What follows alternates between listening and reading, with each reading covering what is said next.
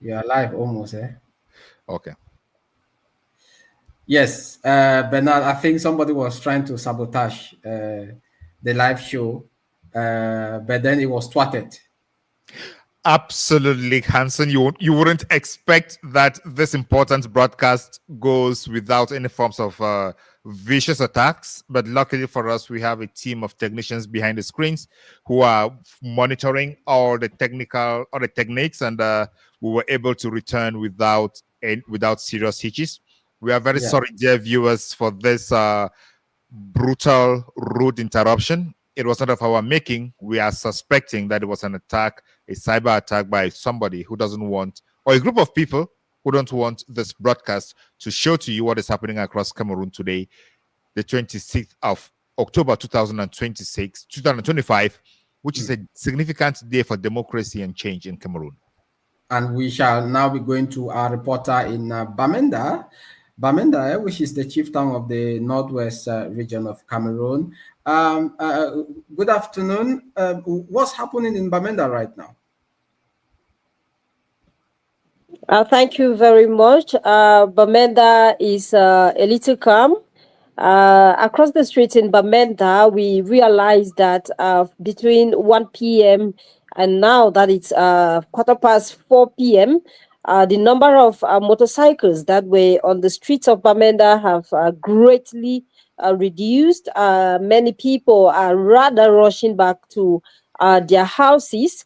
We've not had any protest yet in Bamenda, but from mouth to ear, people say they actually want a change. At about 1:30, when we made rounds around some security services, what we discovered was that the security services were already preparing themselves to hit to the streets with protective gears. Meaning that they were combat ready and already militarizing Bamenda in case of any eventuality. Many of the people we've spoken to say that they want change, but after going through what they've been for 7 years, 9 years, and almost 10 years, pardon me, they can only support morally so far. But if the worst comes to the worst, Bamenda might also come out. The day is still young. The protest, according to Issa Tchiroma's program, should have started by 3 p.m. So we are still monitoring the situation here in Bamenda. But what we know is that many of the people who outrightly showed themselves that they were members of the FSNC of Issa Tchiroma Bakary have not been reachable until now that we're giving this report live from Bamenda. We fear some arrests might have taken place. We are not confirming that arrests would have taken place, but we fear that being unreachable at this moment, maybe some arrests might have taken place, just like we've witnessed in cities like Douala, in the Garwa, and in other major cities where protests have been going on until now. So far, Bamenda people are rather closing their shops. The Muslim community here always have what they call makaranta, which is some kind of lessons that their young people attend. We've seen some of them rushing back to the neighborhoods, back to their houses. We are yet to witness any protest yet in Bamenda, but people say they want change and they voted for change, and they are highly awaiting tomorrow's proclamation of a result that many term here a verdict in the match between Real Madrid and Cotonspor of Garua. Many people want to know what obtains, and their wish is that the Constitutional Council gives the reports that came from the ballot boxes. We discovered that across many areas, especially in the urban areas of the Northwest region, Issa Tchiroma was leading in most of the polling stations where results were and shown on the social media. But we also saw reports that came in from a pro-regime loyalist with thousands of people voting, even in areas where you can hardly find people. That is the situation here in Bamenda. We keep monitoring and we bring you updates as soon as they change. Thank you so much for these updates. It's very important to know that Bamenda is, as usual, a key city in the movement of democracy and emancipation from the one-party regime and the Anglophone movement. And now we are talking about the transition from the Biya regime to the Issa Tchiroma Bakary regime. And what have you had any opportunity to discuss with forces of law and order who are on the street? Are they ready to shoot? Are they ready to defend? Or are they ready to guard any people who come out to march on the streets? Just looking at them, we discovered that they are combat ready. Most of them had protective gear, what we used to see in the 2017s when they were throwing tear gas. This informs me that they are in possession of tear gas and are ready to disperse the population, but they are also armed. You know, in the Northwest region and the Southwest region, of course, we have had the Anglophone crisis and we've had people who have been armed. And so security forces might not only be responding with tear gas in case there is a protest, they would also be responding with live bullets probably because we are not only in the post-electoral protests, we are also still in the Anglophone crisis, and they are leaving nothing to chance. Did you get to speak with any of the forces of law and order to get a sense of what they're doing on the streets? Before now, no, we've not been able to talk to them, but from our observations, before now, the city of Bamenda has not been militarized. Even before the elections, even after the protests, we've not had the type of militarization that we've witnessed today in particular. And for them to have started preparing themselves as at about 1 p.m. when we passed through some of the police stations here in Bamenda, only informs that they are getting ready, because 3 p.m. was approaching, and it was approaching the time that the FSNC candidate, presidential election candidate, had called for nationwide protest. So it informs even a blind person who cannot see them that this action that they are taking at this particular point in time is to be able to fight back at anyone who would rise up and attempt to arrest. Another thing that informs us to protest, rather, another thing that informs us about the militarization aimed at suppressing voices rising against the regime in place is that many of the people who had outrightly shown themselves as supporters of the FSNC,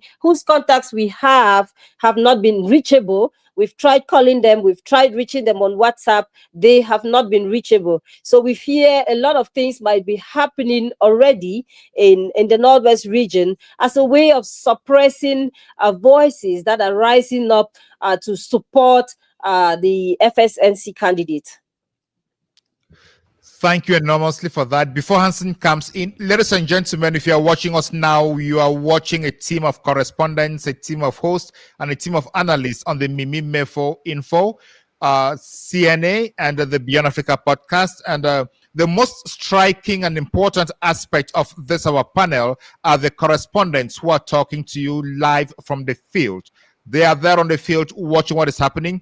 And we are pleading with you to support us in any way to get the correspondents, have enough internet, have enough transport, have enough that they will need to bring these live reports to you.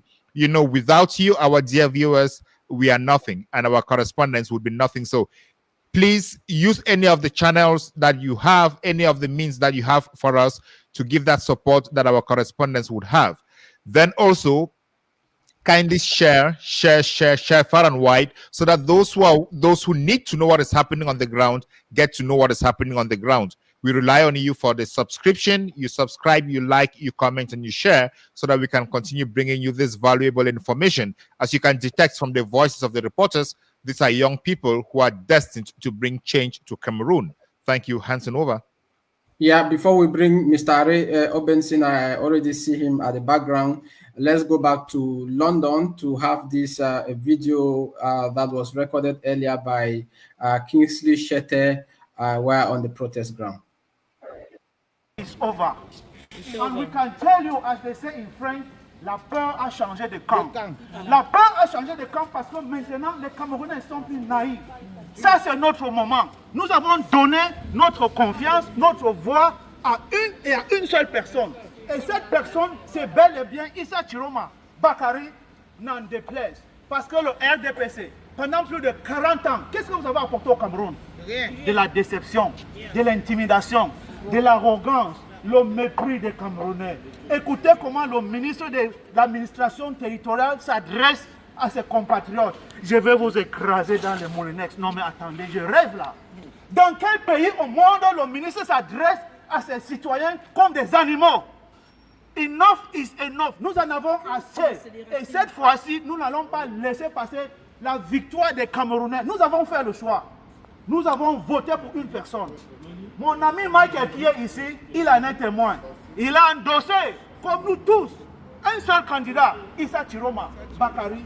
Ça, c'est la victoire de Bakary et c'est pour cela que nous nous sommes réunis ici aujourd'hui au Haut Commissariat du Cameroun à Londres pour dire au monde, à tous ceux qui sont au Cameroun, ils nous disent, si vous voulez manifester, venez ici au pays manifester. Qui vous a dit que le Cameroun n'est pas représenté à l'étranger? Nous sommes bien au territoire camerounais ici, bien que ce soit à l'étranger.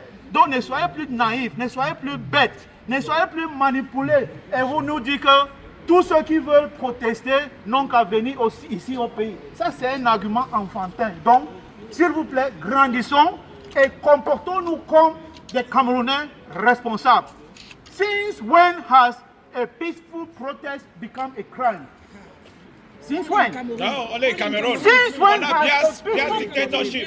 Why should Atanganji, the Ngongo, and the rest intimidating Cameroonians not to go out for a peaceful protest? Since when has a peaceful protest? Okay, put it this way. If you wanted to make Pobia a king, they should tell us. If they wanted to make Pobia an emperor, they should tell us. For the past 2 years or so, they have been encouraging everyone to go and register on the voters list to vote massively. Have we not registered? Have we not voted? So we have voted now. Why are you denying our result? Because you think we are fools.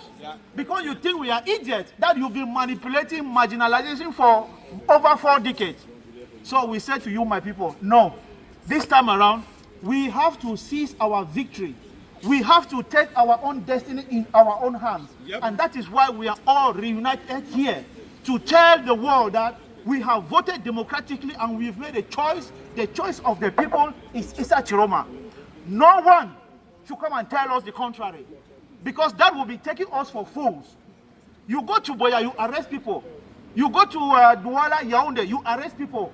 At the, just 2 days to go for the announcement, you started arresting people, and you are telling Cameroonians that you want a peaceful country. If you want a peaceful country, just let the people march peacefully.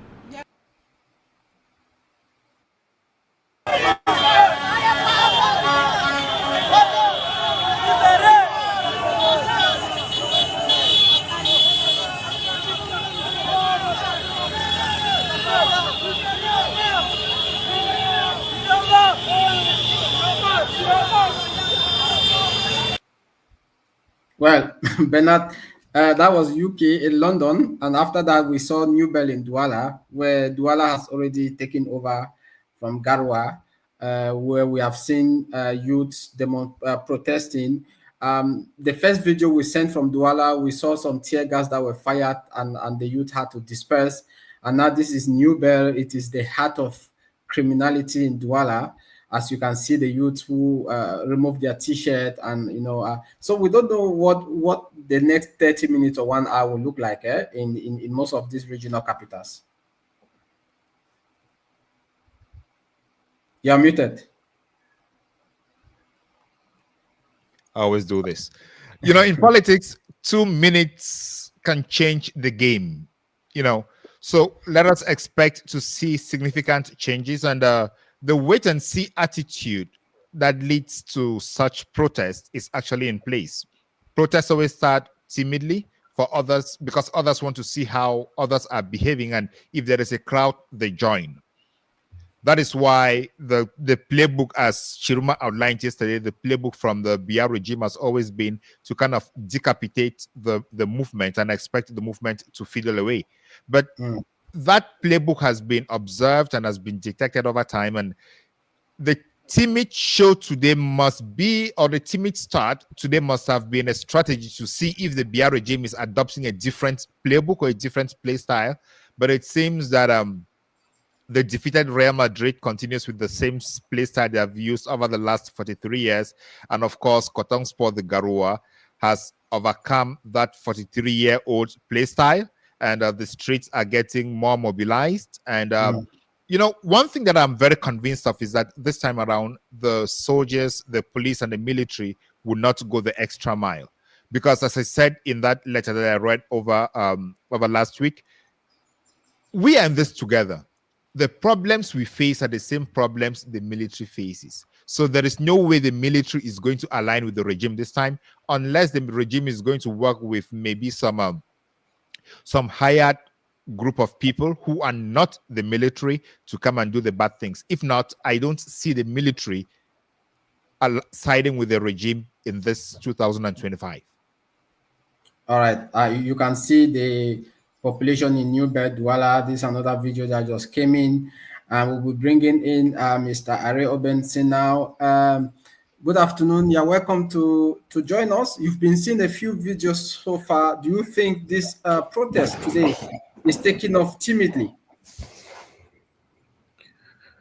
Yes. Obviously, well, let me first start by thanking you all for the opportunity to be here. I want to thank Ben and Hansen. I also saw that Mimi is at the embassy. I want to thank everybody that's watching. Like everybody else, waiting to see what happens today and obviously tomorrow. Protest. People have the right to protest. People have the right to express themselves in a democracy, and that is what they are called upon to do today, to protect and defend the vote. So yes, it's just 30 minutes into after 3 o'clock. Is it about that? So we'll see how things evolve during the day. Usually protests like this begin timidly, and then eventually more and more people feel more confident to come out and participate. I just hope and pray and continue to wish that people are given the opportunity to express themselves peacefully, because it's only when you try to stop a peaceful protest that eventually leads to confrontation. But as long as you just let people go out and express themselves, we're going to end the day peacefully without any incidents. So far, I've not heard or seen any incidents of confrontation or destruction so far, based on what I've seen. But people are encouraged to continue to express themselves. Yeah. Absolutely. I was talking to a group of people this morning, and I meant most of them were talking about peace and no violence. I told them that peace and no violence are rhetorics that generally should not be mentioned often, because you don't mention peace and no violence if there is no threat to the peace. You need to focus on the threat to the peace. What is threatening that peace? Once you attack what is threatening the peace, peace will never have a problem. You will never talk about peace, and you will never talk about no violence. So let us put our attentions on what is threatening the peace. Tell the people who are threatening the peace not to threaten the peace. And I think that is, if this message goes out in this manner, and we remind people like a Tanganji that demonstrating, as we are seeing on the streets of Yaoundé, Douala, Marua, Garoua, is a demonstration. It is not an insurrection. He should refine his language, use words where they are supposed to be used, because using what wrongfully and accusing people wrongfully is definitely a threat to the peace. And that is where violence comes in, because he is threatening violence. So the government needs to maintain peace by respecting people's right to demonstrate. Absolutely, Bernard. I've always described it this way. Peace is not just the absence of conflict or confrontation. Peace is the prevalence of justice, of equity, of good conscience. That's when you have peace. So you cannot, at the same time, talk about peace when there is actually a threat to peace. You only have conflict when there is a perceived threat of one's interest. And that perceived threat obviously does exist now, because people went out, people voted, and their voices are being stolen, or their votes are essentially being stolen. That is the only threat to peace that we have. Under normal circumstances, this country would have been celebrating. People would have been wishing each other well. People would have been making plans for a prosperous future for everyone. But we are faced with a situation where people have to be writing letters and talking about peace, as if everybody doesn't want peace. We all want peace, but the only threat to peace is coming as a result of the orchestration of fraud by the CPDM regime during this electoral process. They are essentially hijacking the voices of the people. And that has to frustrate people. That is the threat to peace. 2 weeks ago, everybody was going about their business in Cameroon peacefully. The country nobody was talking about a threat to peace. People campaigned, when there was no threat to peace. The only intervention that has led to conversations about peace is the fraudulent activities that took place in the electoral process. And it's noteworthy that the minister came out and threatened people yesterday. Never at any one time did he say anybody who was caught or who orchestrated fraud during the electoral process will be investigated and indicted, or none. He didn't mention anything like that. So on the one hand, they are accommodating criminals who are stealing the voices of the people on the one hand, and on the other hand, they're threatening the people who voted and won the election. It's paradoxical. On the one hand, you have young people who were marching in Douala. They were given the right to occupy public space, marching in favor of President Paul Biya, who lost the election. And they would not allow people who voted, the same citizens who voted and won the elections, to march. They call it an insurrection. That just does not make sense. On the one hand, the CPDM and its and people of the regime could say that they could talk about the results. On the other hand, Tchiroma, that who won the election, could not talk about the results. If you go to Wikipedia, you already see the results of the elections on it. You already have a publication of the report from the National Commission in circulation, and nobody is being held accountable for that, right? So there's such a contradiction, and I do not know whether they think the people of Cameroon are dumb. It's incredible what's happening and what has happened to our people. This is not the country that we deserve. In the 90s, we were freer than we are today in Cameroon. It's just insane. All right, thank you, Areo Benson. Let's just get what the people are doing here in New Bedouala.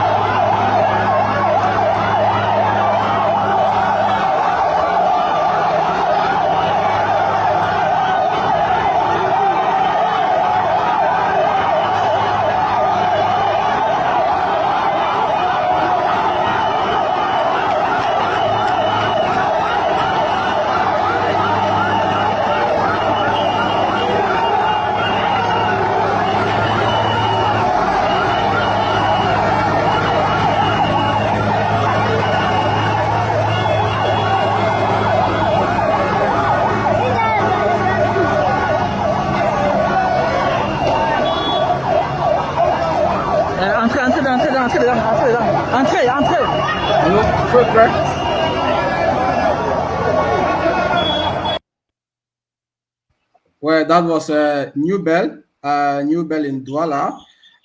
You've seen people hanging on the gendarmerie vehicle there. Is quite interesting. Now, let's get our reporter who is in Douala. He has been going through Ndokoti, New Bell, and other areas. Bonsoir. Oui, bonsoir, Hans. Ouais, qu'est-ce qui se passe maintenant à Douala? On a vu les vidéos qui viennent vers New Bell. Il y a les gaz lacrymogènes et la population qui s'accroche sous la voiture gendarmerie. Oui, en effet, comme vous avez vu les images que je vous ai transmises, New Bell pour le moment fait partie des premiers quartiers de la ville de Douala qui protestation. Ouais. Il y a des Camerounais qui sont descendus massivement dans la rue pour réclamer la victoire du moins la vérité des urnes. Puisque les résultats seront proclamés demain, ils sont actuellement dans la rue pour réclamer. Bon, c'est une manifestation qui au départ a commencé de manière très pacifique, ouais, sans échauffourée, sans heurts. Mais au fur et à mesure que le temps passe, il y a eu quelques petits échauffourées entre les manifestants et les forces de maintien de l'ordre qui sont sur place dans ce secteur. Là, c'est au quartier New Bell à Douala, dans l'arrondissement de Douala 2e. Oui. Également, il y a eu au niveau de Diaspora aéroport, toujours à Douala 3e, le quartier, sur la route qui va vers le quartier New Point. Oui. Il y a eu aussi de ce côté-là quelques manifestations. Nous allons vous transmettre les images et sous peu. Il y a des manifestations aussi des Camerounais qui sont sortis de ce côté-là pour effectuer les mêmes mouvements. Là, nous avons sillonné un peu différents quartiers de la ville de Douala, notamment les grands carrefours qui ont généralement été quadrillés en 2018 lors des manifestations que le professeur Maurice Kamto appelait lorsqu'il réclamait, lui, en son temps, sa victoire à l'élection présidentielle. Notamment le carrefour Brazzaville, où nous étions, on a remarqué qu'il y a pas de mouvement, du moins il y a des mouvements, mais ce sont des Camerounais qui vont à leurs occupations. Oui. Mais il y a quand même une forte présence de la police et de la gendarmerie dans ce carrefour-là. Actuellement, nous sommes au niveau de Koti, où c'est effectivement les mêmes, on peut confirmer, c'est les mêmes choses comme à Brazzaville en ce moment, où la population va paisiblement à ses occupations et il y a aussi une forte présence de la gendarmerie de ce côté. Ce que nous pouvons noter, c'est que, mais malheureusement, on n'a pas pu prendre les images de ce phénomène-là parce que, avec la présence de la gendarmerie, on n'a pas, c'est un peu compliqué. Les manifestations que nous avons vues là, c'est un groupe de prêtres qui sont venus sur place pour effectuer une prière qui a été encadrée, qui n'a pas été réprimée, qui a été encadrée par la gendarmerie qui est là sur place. Donc, pour le moment, nous sommes encore sur les lieux. Et on continue de sillonner pour savoir exactement comment les choses se passent dans les différents quartiers de la ville. Est-ce que tu as l'impression que la police ou la sécurité qui est sur place a l'intention de tirer sur les manifestants? Non. Contrairement à ce, comme je l'ai dit tout à l'heure, contrairement à ce qu'on a pu voir en 2018, oui, où lorsque chaque déclaration de manifestation était rendue par le professeur Maurice Kamto, la mobilisation des forces de sécurité que nous avons en ce moment à Douala n'est pas si impressionnante que ça, parce qu'on se rappelle, vous vous rappelez très bien en 2018, lorsque le professeur Maurice Kamto faisait des sorties, avant même que les Camerounais ne s'endorment, on avait déjà la présence des chars positionnés un peu de partout dans la ville. Il y avait des gros camions de ce qu'on appelle trivialement Mami Water au Cameroun, qui étaient positionnés un peu partout. Par contre, cette fois-ci, on ne voit pas ça. Il n'y a pas des camions de gendarmerie ou de police qui sont positionnés. On a juste des policiers qui sont positionnés dans les différents carrefours avec juste des matraques et quelques boucliers, c'est tout, et leurs casques. On n'a pas l'impression qu'ils sont là pour du moins, c'est l'impression qu'on a jusqu'à présent. On n'a pas encore cette impression-là qu'ils sont là pour réprimer la population, mais c'est quand même un climat de méfiance qui règne ici entre du moins, les différentes populations qui sont là, parce que nous sommes un un peu fondu dans la masse, parmi les personnes qui sont en train de passer. Oui. On constate qu'il y a des gens qui sont effectivement sortis pour venir manifester, mais la peur de la présence de la gendarmerie fait que beaucoup de Camerounais sont un peu partagés entre l'idée de manifester effectivement ou bien de simplement s'abstenir. Donc, nous sommes au moins 15 minutes vers 17h. Est-ce qu'il y aura beaucoup de gens qui vont sortir dans les différents quartiers? Est-ce que tu as l'impression que dans les minutes à venir, il y aura beaucoup de gens qui vont encore sortir? Bon, généralement, d'après l'expérience que nous avons de cette manifestation, à partir de ce qu'on a vu entre 2019 et 2020, généralement, c'est au début des manifestations que les gens sortaient en masse, avant que la manifestation était rapidement dispersée. Mais cette fois-ci, on n'a pas vraiment ce même sentiment-là, parce que la remarque aussi qu'on fait, c'est que la présence policière ici est beaucoup plus concentrée vers des quartiers où il y a une forte communauté musulmane. Ça, c'est la remarque que nous avons fait en sillonnant un peu dans la rue. Ouais. Donc, ici, je ne sais pas si effectivement les Camerounais vont sortir pour suivre ce mot d'ordre-là, parce qu'en Uber, déjà, ça a en train d'aller dans tous les sens là-bas. Mais ici, à nouveau, du Grand Carrefour, même, il n'y a pas ces manifestations-là. J'ai essayé de contacter un autre confrère qui est du côté de Bonaviri, qui signale là-bas que même du côté de Bonaviri, en ce moment, il y a rien à signaler pour le moment. D'accord. OK. Merci beaucoup. On va revenir vers toi. On va revenir vers toi peut-être vers 17h30 comme ça pour prendre la situation de Douala. Okay, Bernard, I think Mimi Mefo will be coming maybe for the last time. He's on the line to London. Mimi Mefo, if you are hearing us, what's the latest right now? We saw a while ago some police officers who were discussing with you. Have they allowed you to continue protesting, or did they drive you away? Are you far away from the High Commission?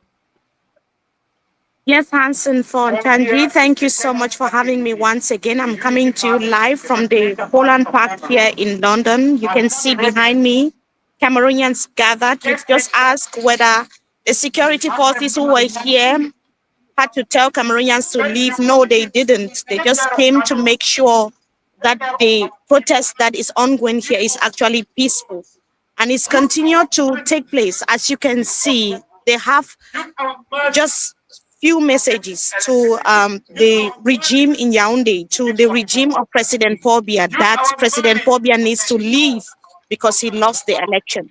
A lot of people came and they were so curious just to find out why Cameroonians had to come out on a chilly Sunday evening to protest. And they were telling them that actually the election took place in the country and that the protest today is not like any other protest that they've had before, where people just come out and say, okay, they are protesting against bad governance, you know, human rights violations. This time around, votes have been stolen. The people's will is being hijacked. And that is why they are out here to make sure that it doesn't happen. They are out here to make sure that Issa Tchiroma Bakary, whom according to them won the presidential election on the 12th of October 2025, is declared winner tomorrow.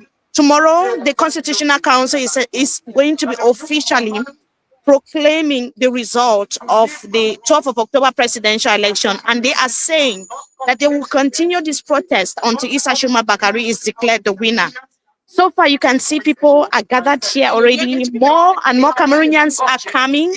I had to, you know, I'll just have to stay quiet for a moment so that we can hear the message that they are passing across. Cameroonians voted, and we are expecting that they will back it today peacefully because Cameroonians are a peace-loving people. We are expecting that we will not need to employ people to come and evict him, because that's what happens in the UK, right? If they give you an eviction notice and you do not respect him, then bailiffs will come. We don't want to send bailiffs, but bailiffs will have to come, because if you do not leave to this, bailiffs will have to come and evict you. Yes, just go out. And as someone said, we don't want Pierre to actually die there because we don't want to give him a state burial. He has disgraced Cameroon enough. He disgraced Cameroon enough. And wait, sometimes people, people just think that this is politics. Let me break it down. For Pierre, who's Bia and Chantal's daughter? What's her name again? How is Brenda doing in life? Like our first ridiculous child. How is Brenda doing in life? I mean, because people just don't want to think that maybe it's because we hate Bia. Bia is actually, as a father, it's a useless father. Chantal as a mother is a useless mother. That they have one girl, one daughter. This girl was bright. This girl was intelligent. This girl was beautiful. They run her life down. She's a national disgrace. She goes on social media. She's begging for love from Cameroonians because she cannot get it from her own parents. Now, if parents cannot take care of their only child, can they take care of a country? Can they take care of a country? This is the problem with Cameroon, is that Cameroon is in the hands of two people surrounded by a clique who do not care, who have no conscience, and Cameroonians have reached the limit. But history has smiled with Cameroonians. 3 months ago, I would have told you that I wasn't sure where the future lies. 3 months ago, none of us thought we would know the trajectory that Cameroon will go. Then, one man came from nowhere, Issa Tchiroma. And he became the symbol of hope for Cameroon. Issa Tchiroma came from nowhere. He was someone that we detested. He was someone that we didn't like.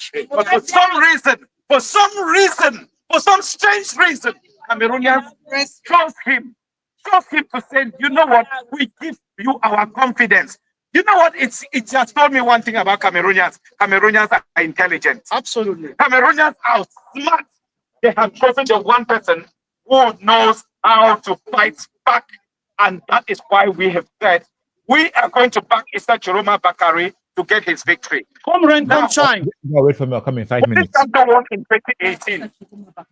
We screamed, but we did not have the evidence.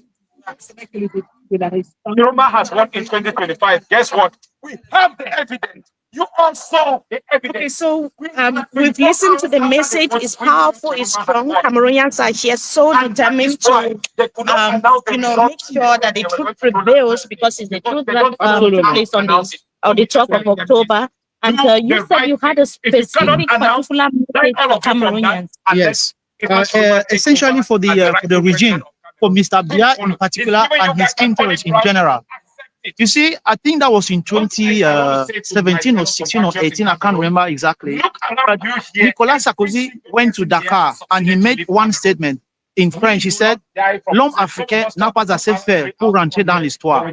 Meaning the African man hasn't done enough to enter into the books of history. At the time, his message was as controversial as it was.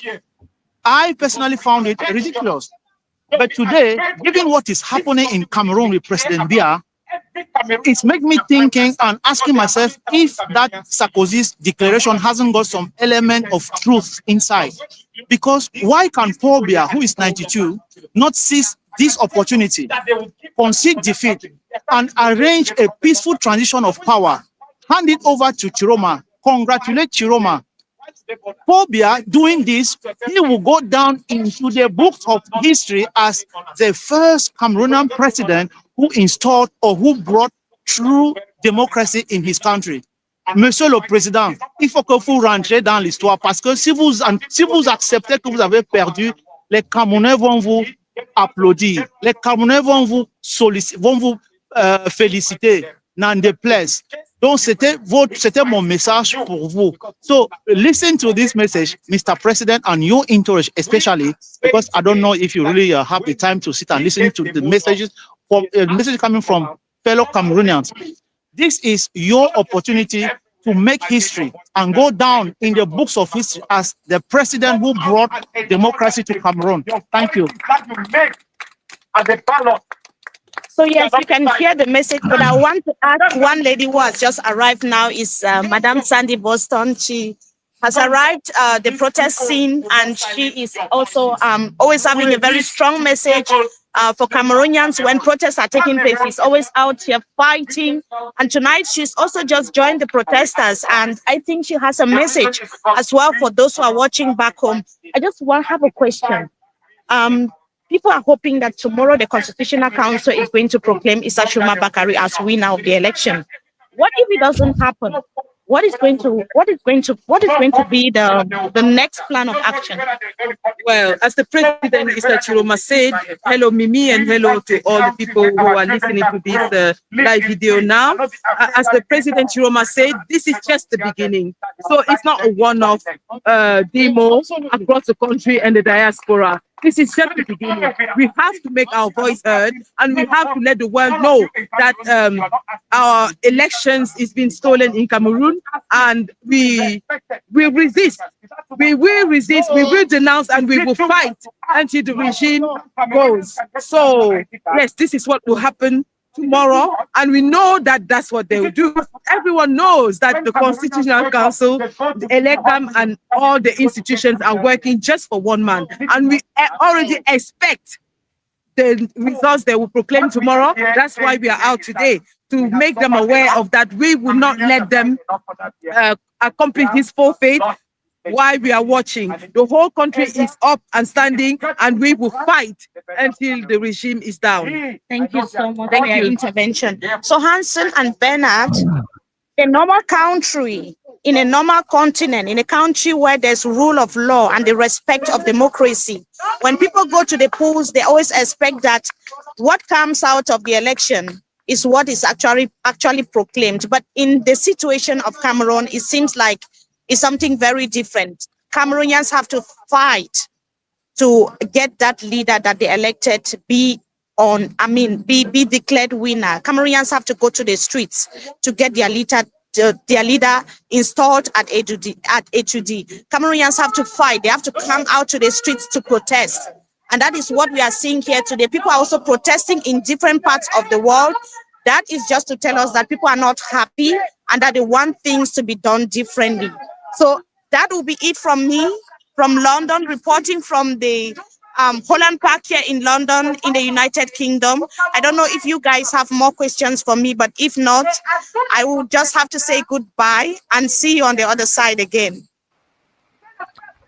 Thank you so much, Mimi. And the one question I should have had, oh, she's gone. All right, ladies and gentlemen, thank you so much. You're getting all these updates from around Cameroon and the United Kingdom. We'll definitely be bringing you more images from other countries as they come in. We are here on standby. We are here live for as long as the demonstrations last. And we are a team of reporters, correspondents, analysts, and hosts. And the panelists right here, I would be taking a break. You know, since we're going to be here for the whole day, I would be taking a break, and I would leave you in the able hands of Sandrine Yamga and Hansen, while the other team is also preparing to come and take a rotation so that we have good voices, able voices, renowned voices, and that we continue working from the background to make sure that all the information comes over. I hand over to Sandrine and to Hansen while I take my break. Merci. Bonjour, Bernard. Maybe it's good afternoon now. I don't know, but I think for you it's good morning, right? It's still bonjour for me. It's still 9 a.m. here. But why are you so handsome in the morning like that? Just Sunday. I'm here, guys. My wife treated me so well. Yeah, she's lucky, yeah? What about us? you better get one like mine. No, not the woman. Oh, I need a man, not the woman. No, but I know all you guys are well treated. All you guys are well treated by your husband. I'm telling you the truth here. I'm honest. I'm not. I may be well treated by myself. Yeah, that's true. Hello, Hansen. How are you? Oh, I'm doing great. Welcome to join us. And thank you. It's just the morning here. I just woke up, try to do some chores, so it's not easy. We've been going through the videos that are coming in, and Sandrine, maybe just before we'll continue to have, before we have Array to come on board again, let's take videos that have been coming in from our reporters from Ndokoti. You know, Ndokoti is a very critical place in Douala. Absolutely, il y a les vidéos qui viennent de côté de Ndokoti. C'est les vidéos qui sont quand même fort. We have people who are already gathering. A while ago, a reporter told us that police in Dokoti were there and were preventing them from taking videos. But now let's just watch what's happening in Dokoti. Okay, perfect. Actuellement en Dokoti. Actuellement en Dokoti, une population spontanée est sortie pour marcher. Spontanément, la population est sortie en Dokoti. Okay. Okay. Yeah, so I'm just wondering if people are just running. Okay.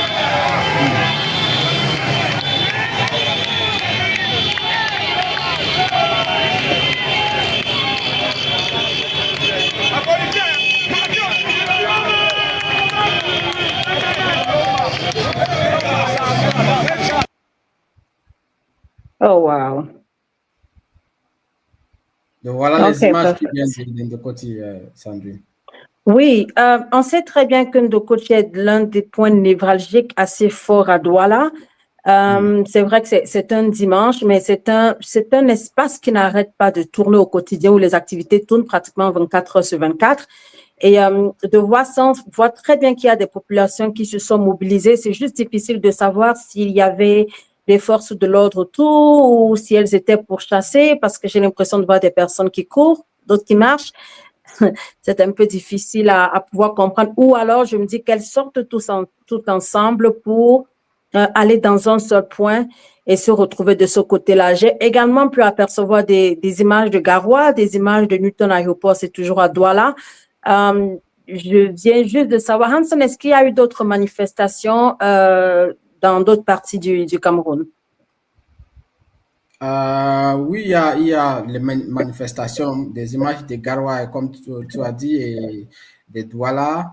On n'a pas, tu sais, l'Internet est très lent. On n'a pas eu les images de Bamenda, de Boya. On attend toujours, so we are waiting. We heard that there were protests in Limbe. We are still waiting to have videos from Limbe and other parts of the southwest region. It's been quite a very difficult time with our reporters because of the slow internet connection in those parts of the country. But we shall continue to be posting the videos as they come, Sandrine, because there are other videos are coming from Ndokoti. And we shall also go to Boya, the correspondent in Boya, Sandrine, Jude Njozeka Kenyui, qui est déjà sur place pour discuter avec nous. Je ne sais pas si tu peux le prendre. Il est du côté. Okay. Hi, Joseka. How are you today? And then what is the situation in Boya now? Hello, Sandrine. Hello, Hanson. I'm good today. I think Boya here has witnessed a calm atmosphere. Earlier on, I think there was a video which was circulating here in Boya, purportedly from a certain locality here, showing that people were out on the streets.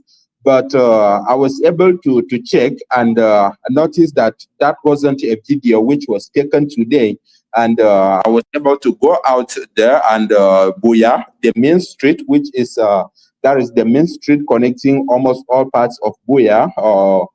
There was nothing happening. It was just business as usual, and cars circulating. Yeah, so I have not seen any form of people going out probably to actually protest, probably aligning with what is happening, like the videos that we have seen in other parts of the country, like the situation in Douala, Garoua, and Ngaoundéré.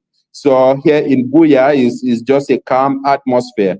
And I would also like to point that probably why we are seeing just a serene atmosphere here in Boya is because of the security that has been ramped up in the town. I can actually confirm that security was actually even right into the neighborhoods and across and also on major route junctions here in the town of Boya. And that has been the case for, I think, since Thursday, since Thursday when it was announced that the election results were going to be proclaimed, and so that's the level of security which has been in the town of Buea. We see every junction, you will see that.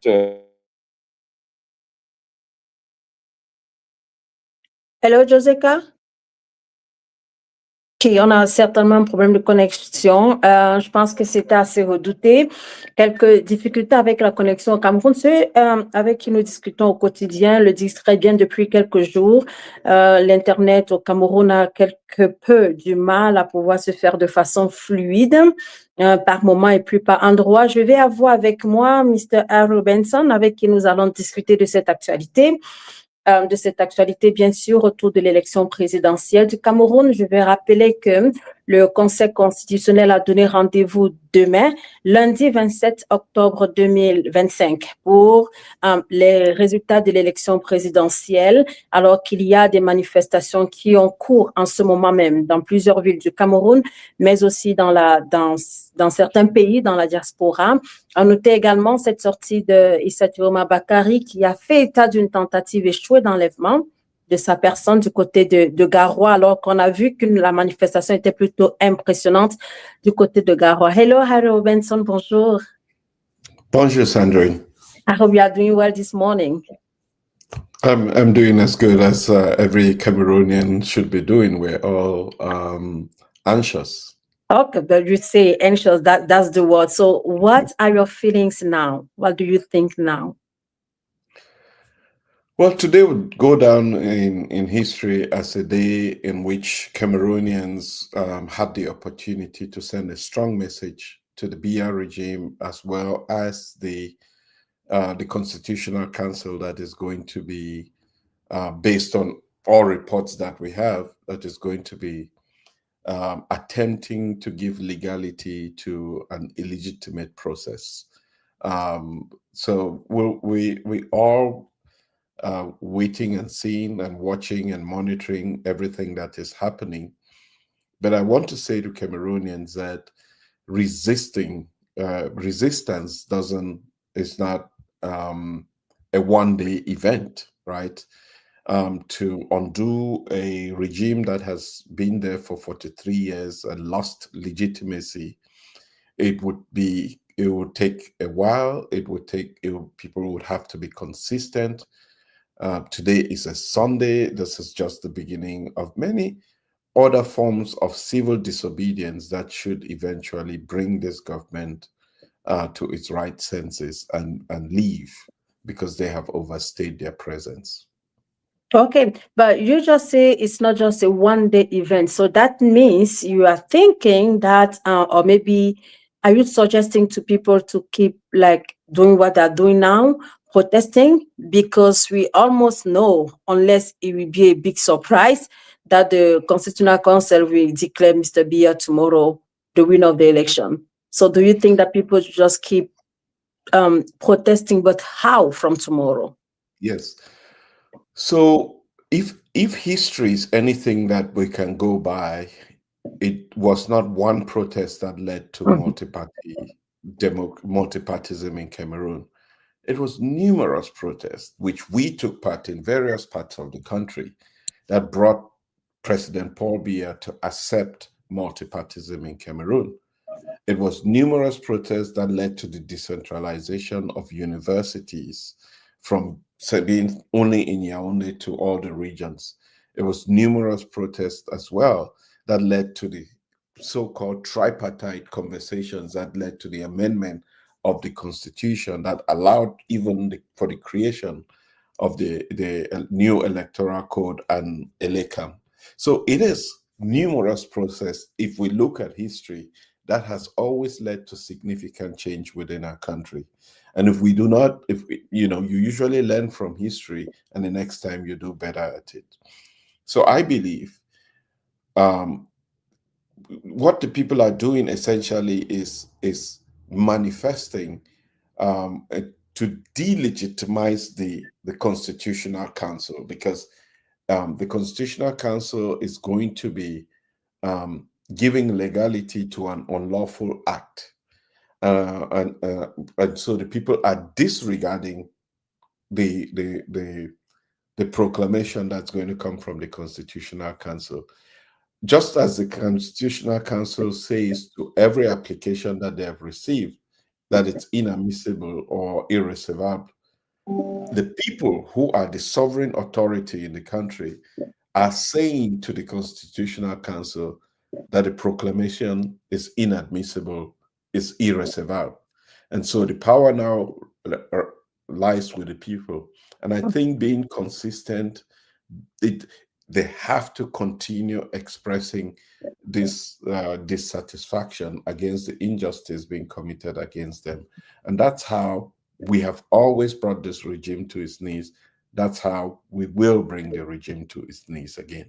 OK, alors ma prochaine question va être en français. Issa Tchiroma Bakary a dit il y a quelques heures qu'il a subi une tentative d'enlèvement. Il a fait savoir sur sa page Facebook, alors qu'il y a déjà eu d'autres arrestations qui ont eu lieu en fin de semaine. Il y a Anissé Kane, et puis sa trésorière. On parle également de Dieu comme Chamini, tous ceux-là qui ont proclamé Issa Tchiroma Bakary et qui travaillent autour de lui. Alors, sur ce point, j'ai juste deux questions. Pourquoi pensez-vous, ou bien comment est-ce que vous analysez le fait que ces arrestations ont lieu? Et pour vous, quelle est la posture que Issa Tchiroma Bakary prend? Est-ce qu'il veut se montrer assez ouvert aux populations, mais est-ce que cela va servir à grand-chose au vu de comment est-ce qu'on sait que le régime essaie de se maintenir en place? Oui, d'abord, d'ailleurs, quel est le crime que Issa Tchiroma a commis pour cette tentative d'enlèvement? On ne sait pas. Quel est ce crime qu'il a commis? D'être candidat aux élections n'est pas un crime. D'être opposant dans un pays n'est pas un crime. Appeler les gens à se manifester, ce n'est pas un crime, c'est plutôt un droit. C'est une responsabilité. Donc, tout ça, ce n'est pas des crimes. Je pense que c'est le gouvernement qui a peur. Qui a peur parce que c'est le gouvernement qui a perdu les élections. C'est le RDPC qui a perdu les élections. Les gens qui doivent être arrêtés, qui doivent être enlevés, c'est plutôt les gens qui ont volé, qui ont participé à cette fraude qu'on a vue partout dans le pays, cette fraude qui a été opérée uniquement par le RDPC. En ce qui concerne Issa Tchiroma, il a été candidat dans ces élections présidentielles et effectivement, il a des preuves qu'il a gagné ces élections. Il est dans l'obligation, il est même dans le droit de revendiquer les résultats pour que les résultats soient une réflexion de ce qui s'est passé dans les urnes. Il a ses droits. Et ils doivent communiquer avec les Camerounais. Ils doivent communiquer avec les Camerounais qui lui ont fait confiance. Il ne doit pas être défacé. Ils doivent être en mesure de rentrer en contact et en communication avec la population qui lui a donné les voix dans les urnes. Donc, c'est normal pour lui. Et c'est aussi normal pour la population du Grand Nord ou de Garoua de défendre leurs candidats, leurs présidents élus. C'est normal. C'est dommage qu'on se retrouve dans cette situation alors qu'on a eu un processus électoral assez calme, où les gens se sont participés avec civilité dans le processus. Juste au moment où on croyait qu'on avait libéré le pays, on avait décidé de prendre un chemin différent, un chemin vers la prospérité, on se retrouve avec un gouvernement qui ne veut pas accepter les résultats des urnes. C'est vraiment dommage. Et c'est eux-mêmes maintenant qui menacent les autres. C'est eux qui sont en train de menacer la paix et la stabilité de notre pays. C'est vraiment, vraiment, vraiment dommage. Alors, peut-être, pendant qu'on se parle, on peut bien voir ces manifestations qui ont lieu au pays. Je ne peux pas exactement dire, ben là, je suis très certaine que ça doit être dans la diaspora, c'est certain. Je vois des drapeaux, je ne sais pas si c'est l'Algérie, j'arrive pas vraiment à savoir si on est en Algérie ou bien ailleurs. Ici, c'est en France. Là, c'est en France. OK, parfait. Ouais. Oh, OK, je suppose donc qu'ils sont autour d'une représentation diplomatique avec beaucoup de pays autour. OK. Bien, alors ça, c'est en France, dans la France ou bien les Camerounais qui sont réunis en France. Et on sait combien, c'est un point assez important dans la diaspora, puisqu'il y a beaucoup de Camerounais qui sont de ce côté-là et on peut avoir vu leur capacité de mobilisation. Ari, so do you think that all those manifestations will impact something in Cameroon? Absolutely. I always say that when you go into a boxing match, you don't have to give one punch for your opponent to go down. It is several small punches that lead to your opponent going down, that leads to the knockout punch. So yes, every opportunity, every time people have the opportunity to express themselves, it makes a difference. Because if Biya won this election with 54% of the vote, why on earth, why is the country in this situation? If Biya really won this, I don't know how, I don't know how we can communicate this else. It is very, very clear. People can pretend as much as they want. The truth will always prevail. That Biya lost these elections and lost the elections badly. That's why the country is in the state that it is in. If he had won, we would all be celebrating. Even if we were not happy that Biya won, we would respect the process. Now, we have respected the process, and it is only the people who lost. They lost the elections, and now it is because of that we have all of this going on in our country. These are the people who must be held accountable are the people in government, the people in the regime who are trying to impose their will on the Cameroonian people. It is unacceptable in this day and age that we will be experiencing this in Cameroon, almost 25 years after we professed to have democracy in our country. People do not understand that in an election, there is a winner and a loser. And the loser accepts the verdict of the people. Yeah.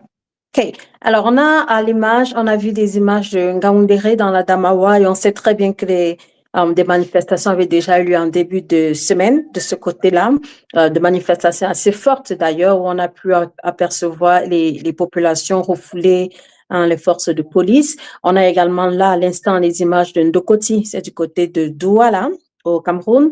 Ndokoti, je le précise, est une espèce de grand centre commercial avec des boutiques tout autour, un vrai espace marchand qui fonctionne pratiquement 7 jours sur 7 et 24 heures sur 24. Et on peut dire que c'est l'un des points les plus névralgiques de Douala. En plus de Newbell, je pense qu'il y a eu des images de Newbell précédemment au cours de cette édition. On a également eu des images du côté de la France, du côté de l'Angleterre, alors qu'on attend toujours ce que va dire, ce que va penser le Conseil constitutionnel. Ça, c'est du côté du Carrefour Moncam. C'est à Newbell où des populations sont sorties avec des pancartes. Ça veut dire qu'elles se sont très bien organisées, elles ont pris du temps pour se préparer. So they took time to get themselves ready for this time of the protestation. Qu'est-ce qui va se passer? Je sais que j'ai pas encore trouvé des images où on peut voir des forces de police.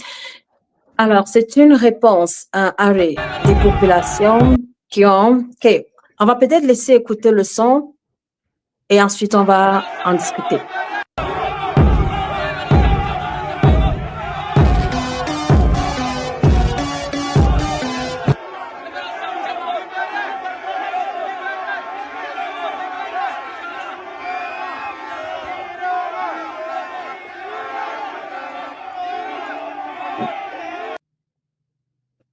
Excellent. OK, bien, ça se voit. Je suis un peu comme ça. Je prenais juste du temps pour essayer de lire ce qui était sur les pancartes et je suis très intriguée, mais alors très impressionnée par « Je marche pour ma vie ». Et je pense que c'est quelque chose de très important. Je pense qu'il y en a qui se sont dit des manifestations, de manifestations, de protestations. It's not just for Issa Tchiroma Bakary. Those are for themselves. So in my own opinion, I'm always thinking that people are just tired. They just want to tell or say that they're just tired. So sometimes I'm thinking it doesn't matter who is it, who is the leader. They just want to say, no, that's enough. I don't know if I understand it clearly, and then that's something that you share. Non, vous avez bien compris. C'est-à-dire, les élections, c'est une opportunité pour des peuples, pour les Camerounais à s'exprimer. Ils se sont exprimés. Mais chacun qui a voté avec des soucis personnels. Vous imaginez, moi je suis parti de Ngouakele en 1982, oui, 82-83. Vous imaginez que j'ai des camarades de classe qui sont dans les années, qui ont 50 ans d'âge, qui n'ont jamais eu à travailler. Imaginez-vous, ça fait des années, 25, 30 années, oui, des gens qui n'ont jamais eu à travailler. Vous imaginez? It's an entire generation. And when people talk about this election and what is happening, they talk about it as if it's just an election, it's just a process. No, it is people's lives. So this campaign, which I am very involved in, it's not for me. I don't have anything to benefit. But I imagine people, children, who are born in the village I come from, Osing, who do not have access to the kind of education that they deserve, that my children have. They don't have access to clean water, to electricity, access to good road infrastructure. It's a lost generation. These are children with intelligence, with dreams. These are children who may have solutions to the cure of cancer, who may have solutions who may create opportunities for millions of people to have a longer lifespan because of their intelligence, but they don't have the opportunity. People do not miss what they don't know. And for Cameroon, the Cameroon that we know, and I say this to Cameroonians who live in Cameroon, this is not what you deserve. You deserve more. And so when people go down on the street too much, they have personal issues that they carry with. Let me say something about the Anglophone situation in Cameroon, which I just want to highlight. Can you just imagine for a moment that people who have died as a result of the fact that the government could not manage a simple conflict? This was just a conflict. Right? It's just, we don't hate ourselves. There's Anglophones and Francophones don't hate each other. But unfortunately, there is an issue which has to be resolved and has not been resolved because of the incompetence of the regime. But people have died in this process. And those people who have died, their votes have been taken and subscribed to President Paul Biya. You know what that means. That is the worst crime that has been committed in this electoral process. That people who have died in a struggle whose voices have been taken from the grave and given to the person responsible for their death. It is such a painful experience that this country must not forget, and that the people who have been impacted must never forget. So yes, everybody has a pain in their heart. Absolument, yeah. Et c'est tout à fait vrai. Avant qu'on continue la discussion, je voulais juste dire bonjour. Hi, Olblin. Can you hear me, Hello, Olblin? Sandrine. Yeah, I'm getting you 5 on 5. Okay, how are you today? I'm good. Hope you too. I'm good. I'm okay. It's amazing to follow what is happening around, especially in Cameroon. So, yeah, we are just now like especially in Cameroon, and I just got that an image of a young man bleeding. That one has sunk, make my heart to sink, you know, because in as much as they've been calls. Earlier on, I saw also images of some youths, I think in Yaoundé, who came out and said, nous, on ne va pas attendre 15 heures. Nous, on ne va pas attendre 15 heures. Nous, on demande maintenant là. Et notre marche, c'est pourquoi the other people responded. C'est pour la paix, c'est pour la paix. Ce n'est pas pour demander au président Paul Biya de quitter. So when I saw it anyway, everybody who see it, and they didn't have a problem. Those ones that did not have a problem, there were no police that were chasing them and so on. But when we see those who are coming out to say, okay, what is supposed to be given at the Constitutional Council in less than 24 hours time should be the truth. We see all type of things. We see them cannons, water being thrown on them. We see tear gas. I saw in the comments here a while ago, somebody crying that their eyes are all teary because of tear gas. If there is anything I would say sincerely is that there shouldn't be bloodshed. So when I saw that young man bleeding, I felt really bad, and I really hope that he will be taken to the hospital in less than no time so that he shouldn't bleed, and then we start hearing other stories. For sure, that's not what we want to hear. But like we've seen Douala, briefly in Yaoundé, we've seen Garwa as well.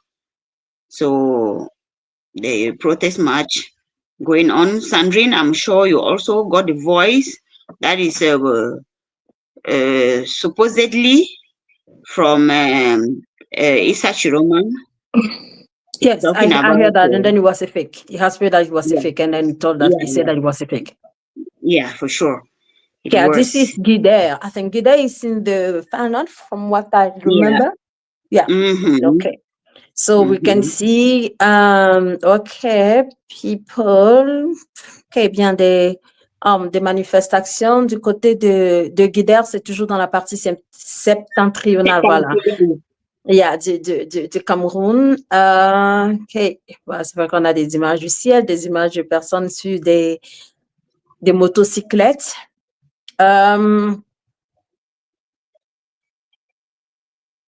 Que le rendez-vous était pris pour 15 heures, on sait, mais on ne sait pas exactement pour combien d'heures ou combien de temps est-ce que cette manifestation devait avoir lieu.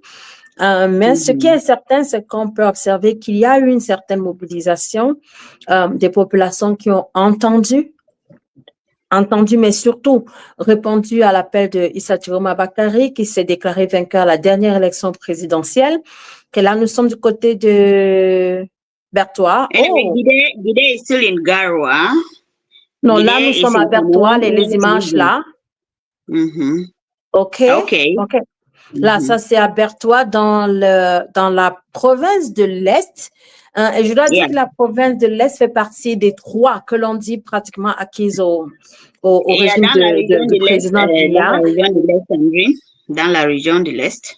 Absolument. Okay. Et on peut voir que des populations viennent de refouler un pick-up avec à son bord des forces de police.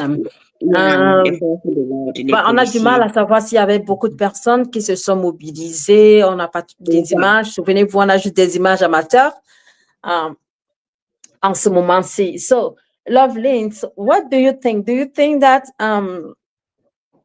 it is something like, I'm just trying to to make it not too harmful or stuff. So do you think that it's something that really important to acknowledge that people just follow, just listen to Mr. Tchiroma and then they went out? What do you think about it? Sandrine, different people have their convictions. Different people have their convictions. Maybe go a little bit behind to say that there has been this cry that in Cameroon that people usually sit, they don't register, they don't vote.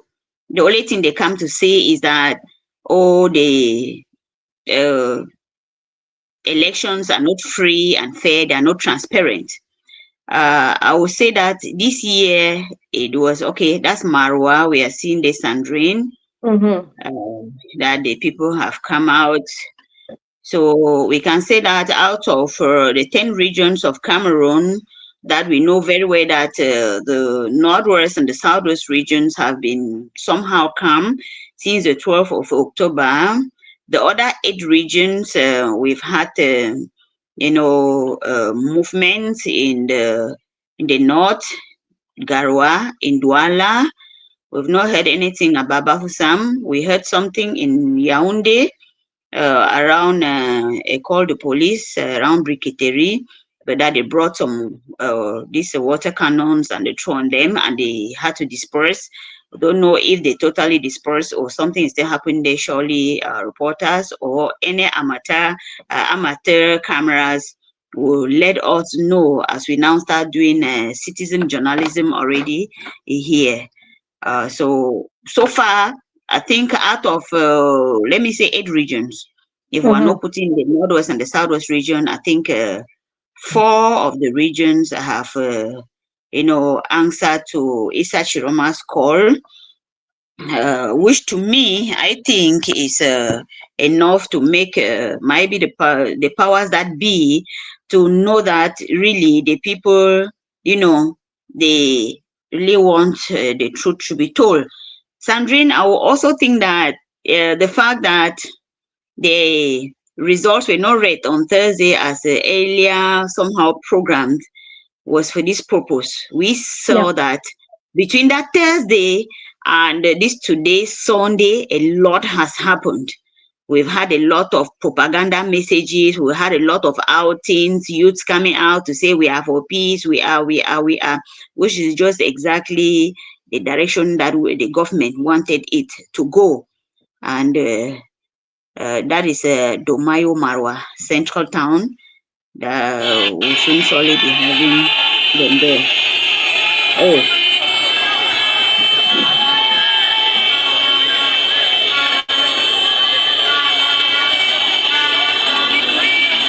The military has been beaten hands down, black and white. They are left with no option.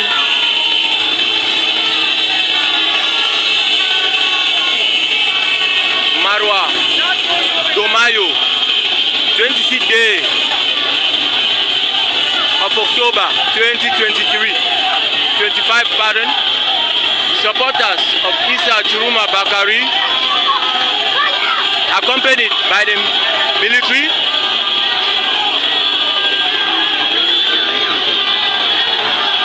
it's a peaceful protest, accompanied by men in black.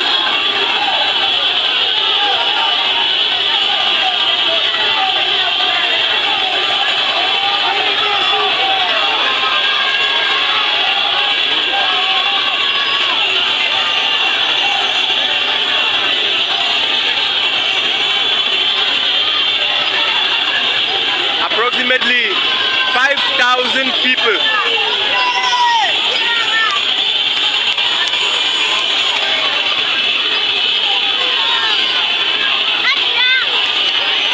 Thousand motorbikes.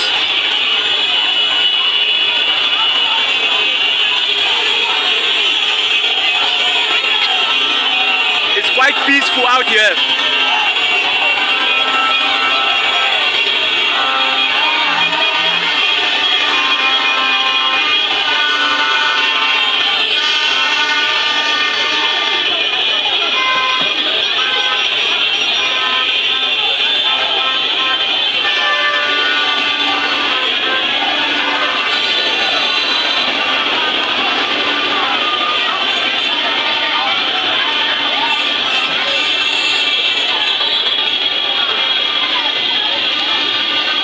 voices of the people must be heard.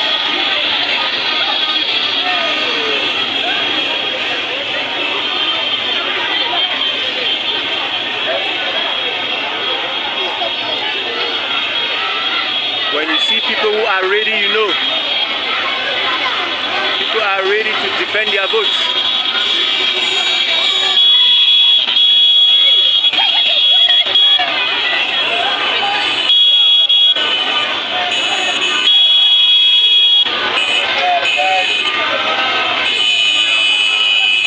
No to violence, no to violence, that's what they are singing.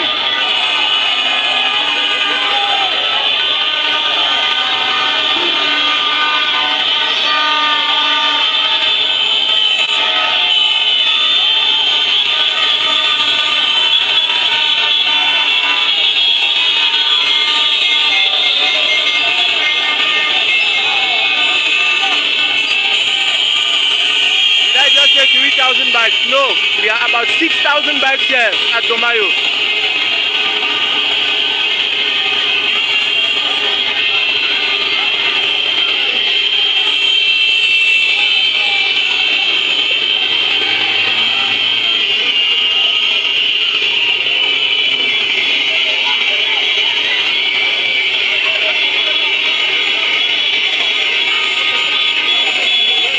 Okay, Sandrine, we've just seen the Mayo there, Marwa. Okay. Parfait. OK. Alors là, Yeah, c'était so les Sandrine, images I think, de Domayo. Domayo est dans le centre-ville de Maroua. Maroua qui est la capitale de l'extrême nord Cameroun. Et on peut voir une importante mobilisation des populations de ce côté-là. Et juste à côté, vous avez également vu des forces de police, ou bien des forces de l'ordre. C'est-à-dire que Maroua, on peut dire que Maroua est l'une des premières provinces, en plus de Garoua, où l'on a pu voir que les populations se sont mobilisées pour dire qu'elles réclamaient que leur vote soit pris en compte et que ce soit les résultats sortis des urnes qui soient proclamés par le Conseil constitutionnel. Alors, c'est un assez impressionnant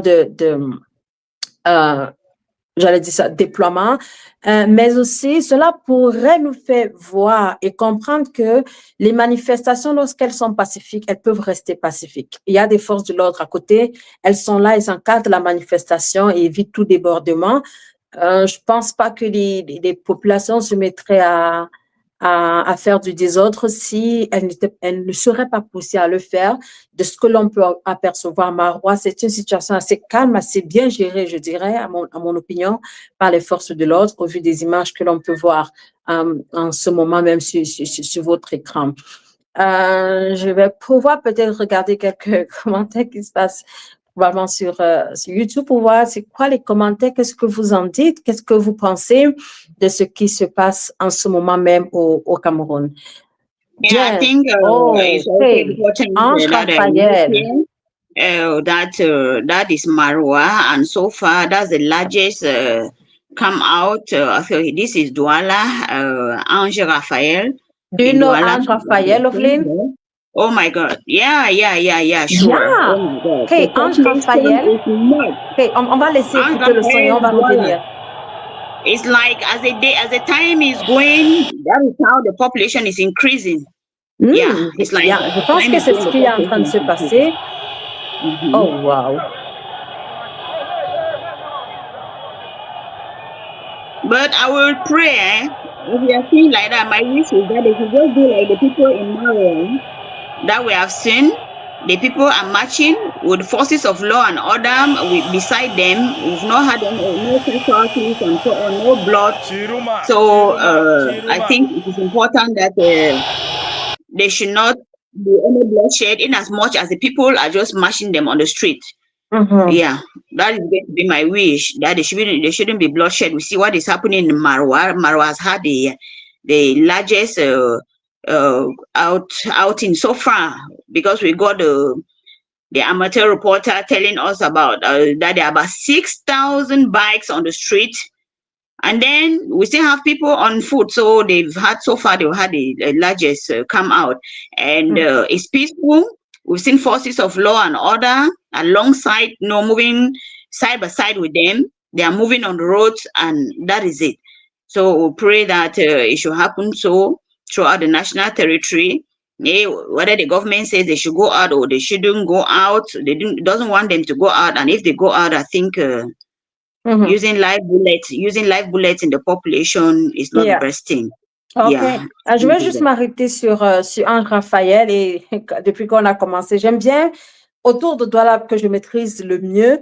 Je me sens vraiment mieux à parler de comment est-ce que ces endroits sont des endroits assez stratégiques. Ici à l'image, Ange Raphaël, c'est ce carrefour qui est tout près de l'université de Douala, qui compose, j'allais dire, l'essentiel de la population estudiantine de la ville de Douala. Donc, à voir qu'il y a des manifestations de ce côté-là, on pourrait inférer ou penser que ce sont des jeunes, des étudiants qui sont encore à l'université, qui se mobilisent et ils sont en âge de voter. Cela veut dire qu'ils certainement, ils se sont rendus aux urnes le 12 octobre dernier et ils sont dehors, ils répondent à cet appel à la marche, à la manifestation pacifique, pour demander que leur voix soit prise en compte. C'est vraiment impressionnant de voir ces populations. On aura probablement des images qui viennent d'autres parties du Cameroun, d'autres parties du pays. On avait Marois à l'instant, on a eu Guider, on a eu Gaoundéré dans la Damawa, on a eu le Carrefour de Koti, toujours du côté de Douala. À imaginer que ces populations qui sont à Ange Raphaël se retrouvent en Dokoti et sont avec ceux de Dokoti. Honnêtement, on va se retrouver avec un peu plus de 1000 ou 2000 personnes en un seul et même endroit. Et je pense que le fait que les populations se mettent ensemble, veut dire qu'elles essayent de barrer la voie ou de faire face à d'éventuels débordements qui pourraient survenir. Jusqu'ici, la situation semble être très contrôlée, que ce soit du côté de Douala ou bien ailleurs. Là, nous sommes du côté de Kousséri. Il me semble que c'est dans l'extrême nord aussi. Absolument. Moi, j'ai bien envie de savoir ce qu'Issa Tchiroma Bakary va faire comme sortie à la fin de cette journée ou au plus tard demain, parce que je suis sûr il va faire une sortie d'ici à demain ou demain après la programmation des résultats. C'est assez impressionnant quand même de voir ceci. Je ne sais pas si on a du son, si on peut écouter. Amataj Menfoudi, Hakusiri Menfoudi Jota, Amataj Menfoudi.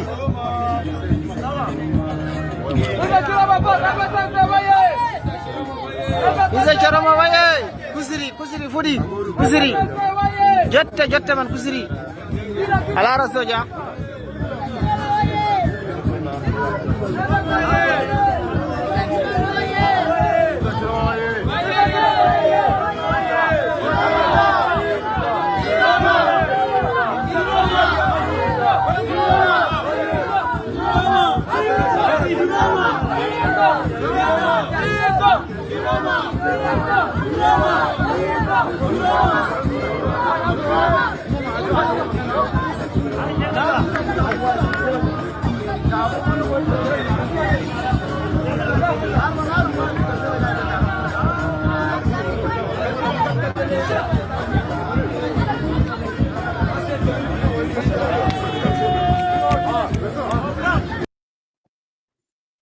Bien, des images de Kousséri à l'instant.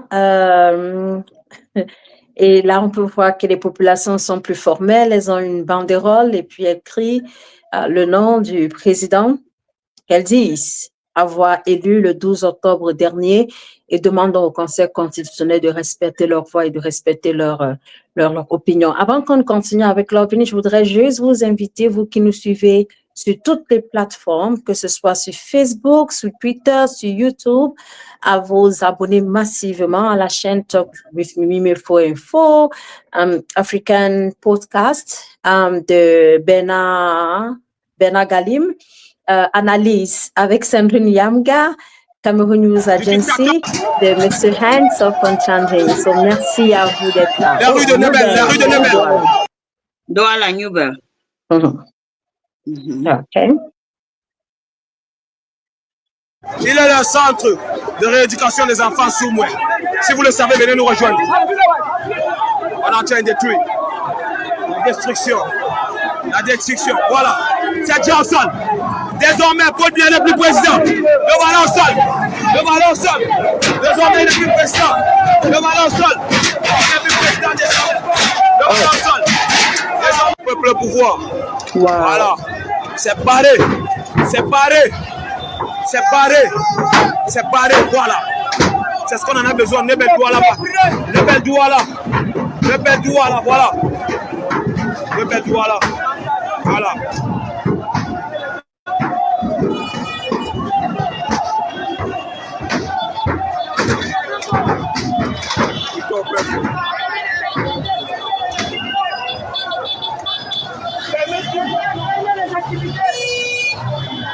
Ça ne passe pas. Le bel doigt là. Oui. C'est Tchiroma dans la main. C'est lui dans la main. C'est Tchiroma, non? C'est Tchiroma. C'est Tchiroma. C'est Tchiroma. C'est Tchiroma. Merci beaucoup. Merci pour le soutien. Merci beaucoup. Merci. Merci pour le soutien. Tchiroma, tout le monde supporte Tchiroma ici à Nobel.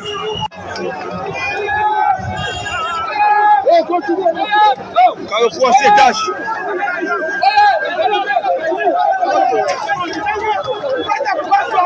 Carrefour c'est cash de se libérer du néocolonialisme.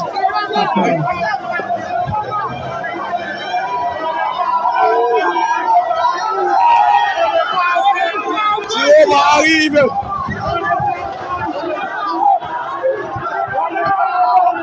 Tchiroma arrive. Tchiroma arrive. Tchiroma arrive. Tchiroma arrive. Carrefour c'est dans le départ du dictateur Paul Biya. Le dictateur Paul Biya. Nobel n'a plus besoin de toi. Nobel n'a plus besoin de toi, le dictateur Paul Biya. Il est là. Il est là parti. Le Carrefour c'est contre le régime dictatorial de Paul Biya. Notre nouveau président, Issa Tchiroma Bakary. Tchiroma. Tchiroma. Tchiroma. Tchiroma. Désormais le pouvoir au peuple. Le pouvoir au peuple. Le pouvoir au peuple. Désormais le pouvoir au peuple. Le pouvoir au peuple. Le pouvoir au peuple. Le pouvoir au peuple. Le pouvoir au peuple. Désormais. Désormais le pouvoir au peuple. Il doit partir. Il doit partir sur le départ. Ouais. On le voit. On n'en a plus besoin de toi. On en a marre. On en a marre. Regardez les mamans du quartier. Même les mamans du quartier en ont marre. Ils ont marre. Même les mamans du quartier en ont marre. Les mamans en ont marre. Ils doivent partir. Même les mamans en ont marre. Les enfants, les parents, les grands, les petits, même les nouveau-nés en ont marre du président Paul Biya. Même les nouveau-nés, ils doivent partir. Ils doivent partir. Ils doivent partir. Ils doivent partir. Le président Paul Biya, il est là de départ. Il faut partir. Regardez comment on est en train de détruire les photos. Les pancartes du président Biya sont en train d'être détruites. Ça, c'est le départ. Ce qui montre que la population camerounaise n'en a plus besoin. Ici, c'est le Carrefour KDD. Le Carrefour KDD, encore le Carrefour KDD. On n'en a plus besoin du président, le dictateur Paul Biya. Désormais, le président, c'est Issa Tchiroma Bakary, le président de la nouvelle République, le président du changement, le peuple au pouvoir. Merci beaucoup, aux frères. Nous sommes là, tous mobilisés. On n'en a plus. Oh. Okay, Wow. Sandrine, I think as the hours, the minutes are passing, the euphoria is increasing. Yeah. It's almost 6 p.m. in Cameroon, and we've seen that the protest has gained steam. And so far, really so good. We've not really had any reports of maybe something terrible happening. I really pray that it should just be that, because it doesn't mean that. Et là, on était à Newbel. Et je pense qu'ils ont dit au Carrefour 5 étages, on avait les images de... Oui, là, on est retourné à l'extrême nord du côté de Kaikai. Kaikai qui est également un endroit assez important du côté de l'extrême nord, à Marois. C'est assez impressionnant de voir comment est-ce que les populations sont attentives. Et j'allais dire aussi de voir combien est-ce que Internet est devenu un outil, mais alors très important pour les Camerounais qui ont pu suivre l'élection de bout en bout. Et c'est également à partir de cet Internet que M. Tchiroma a fait sa publication et a lancé son appel à la manifestation dans toutes les parties du Cameroun, dans tout le Cameroun, mais aussi dans la diaspora. Et on peut dire jusqu'ici que c'est un appel qui a été suivi. par les populations qui devaient se mettre dehors à 15h ce dimanche, 15h du Cameroun, bien évidemment. So it is a lot happening. So c'est vraiment incroyable. So to listen those people in New Bell. A lot really happening. A lot really happening. A lot. Mm-hmm. Okay, ici, toujours à l'extrême nord, ça c'est Tangon. Ngonfano. So far, I think le septentrion Sandrine a été debout. Yeah. A été debout. Je pense qu'on sait depuis le début de cette semaine que le septentrion s'est vraiment établi et a clairement donné sa position, où est-ce qu'il se trouve, ce qu'il pense. Jusqu'ici, mon opinion personnelle, c'est qu'on a du mal encore à avoir des images de Yaoundé, contraire à ce qu'on a aperçu avec des gens disent oui, nous voulons la paix et tout. On n'a pas vu ce type de manifestation que l'on enregistre du côté de Douala, du côté de l'extrême nord, du côté de Ngaoundéré jusqu'à présent. Alors, comment se comporte Yaoundé? Peut-être on va essayer d'avoir des images dans pas longtemps, mais c'est assez impressionnant de voir que les populations se sont mises dehors et j'essaye de me demander qu'est-ce qui aurait été leur réaction si les résultats de l'élection présidentielle avaient été proclamés jeudi dernier. Qu'est-ce qui devait se passer? C'est assez incroyable. That's incredible what is happening now. Yeah, everything being equal to be candid to you, Sandrine. If the results were proclaimed last Thursday, I think what we've seen today is not what we would have seen on that Thursday, because by then everybody was hurt. Everybody was saying that the truth should be told. The Constitutional Council should not read fake results that were published by Elekan. We got a lot of voices here. But, you know, the government itself, you know, was proactive, as I can say, was proactive and had to move it ahead. And within this period, they did what they did by taking some youth. We got Maje in Boya, we got in Yaoundé, we got in Douala, we got even in the West region, telling them to go march for peace, they shouldn't go out and so on. And we got now this fake voice that is we got the fake voice that we purportedly from Issa Tchiroma already, like, you know, congratulating President Paul Biya and saying that people shouldn't go out today. All those things like that were all, you know, means to keep today calm, and so that people or Cameroonians will not react to the call by Issa Tchiroma to go to the street today, Sunday, for the protest. But we've seen that the call was heeded in some parts of the country and wasn't heeded in some parts of the country, most especially because of you know, the strong presence of forces of law and order. Like we said, when I saw Marwa, what impressed me most was the fact that they are out fine, but alongside the forces and law and order who were like guiding them. And I want to say, in a democracy, that is how it should be. Yes. Oh my God, we are getting information that at least 2 deaths in Kululu, there in Douala. That is really sad.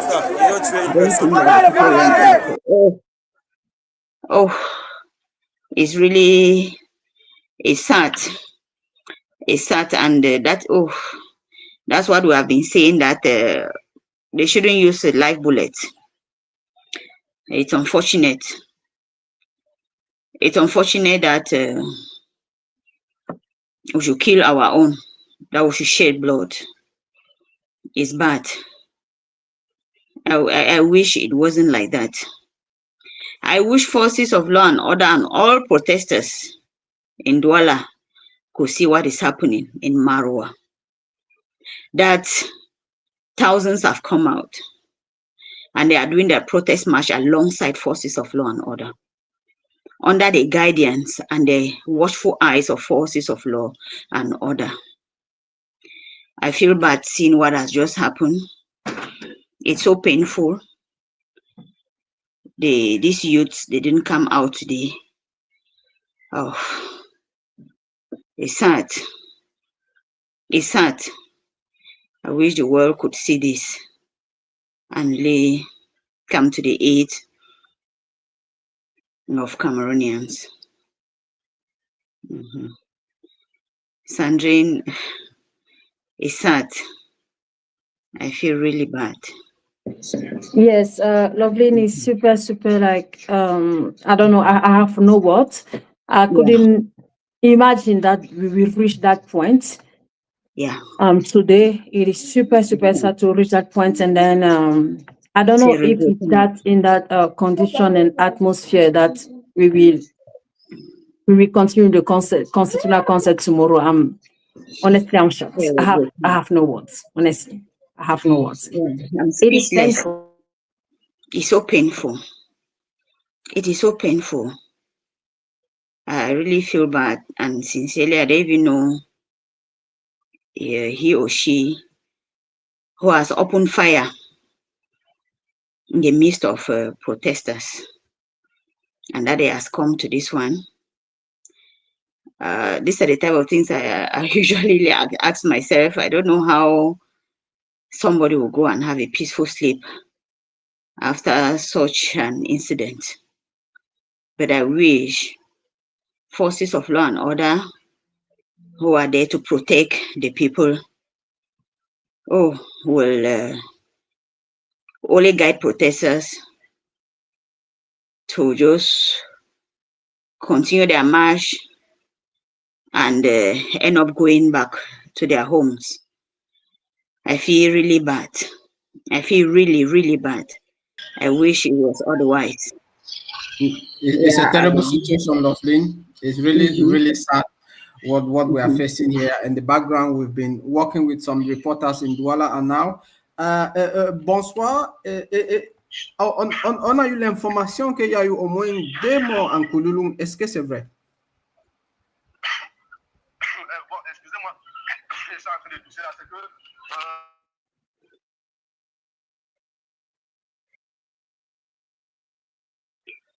network, Hansen.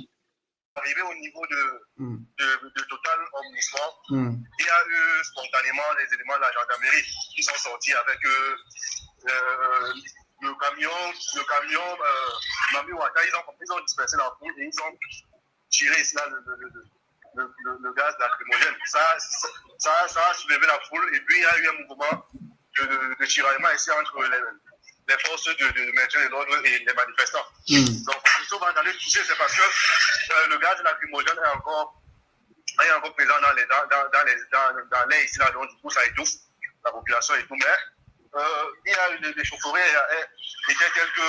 Même l'eau est finie dans le camion de la gendarmerie. En ce moment, ils sont en train de recharger le camion pour sûrement repartir encore sur les trucs. Mais seulement ici au niveau de Banda, la manifestation a été dispersée et la circulation est en train de passer. Oui, selon ce que vous, par rapport à la question que vous m'avez posée, si de savoir qu'il y a eu. Oui, j'ai eu vent de cela. C'est vrai que je n'étais pas sur les lieux. J'ai essayé de contacter des personnes sur place là-bas qui me confirment qu'effectivement, au niveau de Kouloulou au marché, dans les environs du marché Kouloulou, il y a eu des échanges, il y a eu des tirs qui ont été entendus de ce côté-là. On fait état de ce que 2 personnes seraient mortes. C'est vrai que je n'ai pas encore confirmé l'information. Je crois que je le dis au conditionnel. Même s'il s'agit quand même d'une information délicate. Mais j'ai reçu quand même des photos de certaines personnes qui sont sur place là-bas où il me reste simplement de confirmer d'abord si effectivement ces photos sont originales, afin de confirmer effectivement s'il y a eu des faits inhumains de ce côté-là. Mais sinon, je peux vous confirmer qu'il y a eu effectivement des échanges de tirs. Il n'y a pas des échanges de tirs. Les tirs ont été entendus venant du côté de la gendarmerie, puisqu'il y a eu des balles qui ont été ramassées par les manifestations sur place là-bas sur le terrain. Et puis vers Anse-Raphaël, il y a eu une foule qui s'est sortie vers Anse-Raphaël. Est-ce que c'était les étudiants de l'université de Douala ou c'est les habitants des côtés du comité universitaire? Bon, le mouvement qui est au niveau de Anse-Raphaël, c'est la suite du mouvement des populations, des gars qui sont sortis du côté de Nogoti. Ils sont sortis de Nogoti, ils sont remontés jusqu'au niveau de Anse-Raphaël. C'est vrai qu'au fur et à mesure qu'ils montaient, la foule s'agrandissait parce que vous savez, aujourd'hui c'est dimanche et il y a un match là, il y a le classico comme Real Madrid, Barcelone qui est en train de se jouer. Donc du coup, il y a des gens qui étaient stationnés au niveau des bars, à proximité de la route pour regarder le match. Donc ce qui fait que quand la foule la montait, il y en a qui ont rejoint le mouvement. Et aussi au niveau de Moby Guinness, Carrefour Moby Guinness, il y a eu un petit groupe qui s'est arrêté là-bas pour détruire les effigies de Paul Biya qui étaient encore présents sur les lieux. Oui.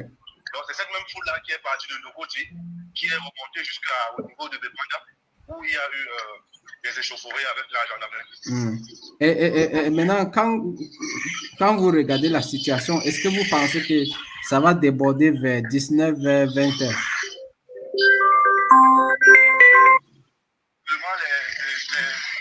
Les gens qui manifestaient ici se sont dispersés. Mais d'après ce que j'entends dans la foule et tout, c'est pour qu'il allait mieux se préparer et refaire encore une nouvelle surprise. Parce que vous savez, comme je l'ai dit tout à l'heure, les forces de maintien de l'ordre qui étaient stationnées du côté de Carrefour de côté ont été débordées de manière spontanée. Donc, rien n'était vraiment préparé. Ils ne s'attendaient pas. Ils sont sortis comme ça, de manière spontanée, et ont pris d'assaut la route. Là, nous sommes au niveau de Dépendant Monaco, où la route est même barricadée la route est barricadée pour le moment ici. Donc, au vu de comment les choses se passent, il pourrait effectivement avoir des mouvements d'ici un peu dans la soirée, mais pour le moment, c'est un peu calme. Ok, d'accord. Merci beaucoup, Gilles. C'était bien de t'avoir. Et puis, s'il y a l'information, vous pouvez remonter au niveau de la rédaction. Merci beaucoup. D'accord, c'est noté. It's not. There are deaths that were recorded in Kululung, actually. It's sad. It's really sad. I cannot tell you, it has dampened my spirit on this live show. To know that people have died from live bullets in their own country in a peaceful protest. And Hans reports also coming in right away are saying that because of the two deaths, the protesters have decided to set a police van ablaze. I don't know how true that is, but we'll surely still be having the information from the field. But I cannot tell you a lie. What I just saw has dampened my spirit. And I don't know, but it's sad. I wish the government could see it the other way around. Yeah, I wish the government could see it the other way around. It's sad. Yeah, we've been having also information coming in from mostly New Bell area, where you have a vast the population of Muslims who are there. Like our reporter said earlier, that the security forces have been moving around this New Bay area, or moving around areas where you have a majority of Muslims who are there. We see there, there's a bullet. There's a bullet there on the screen, Hansen. Yeah. You can see that live bullets actually went out today. This one is Douala. Equally, there were some live bullets that went out in Garwa. There's a video that was sent to us. We can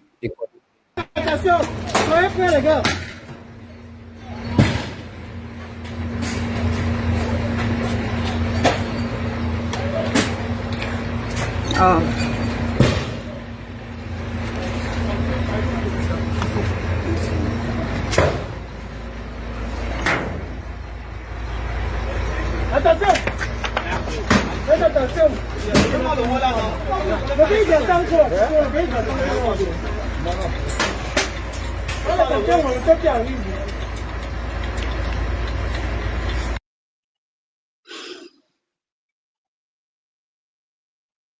Sandrine? Yes, Loveline, I can hear you.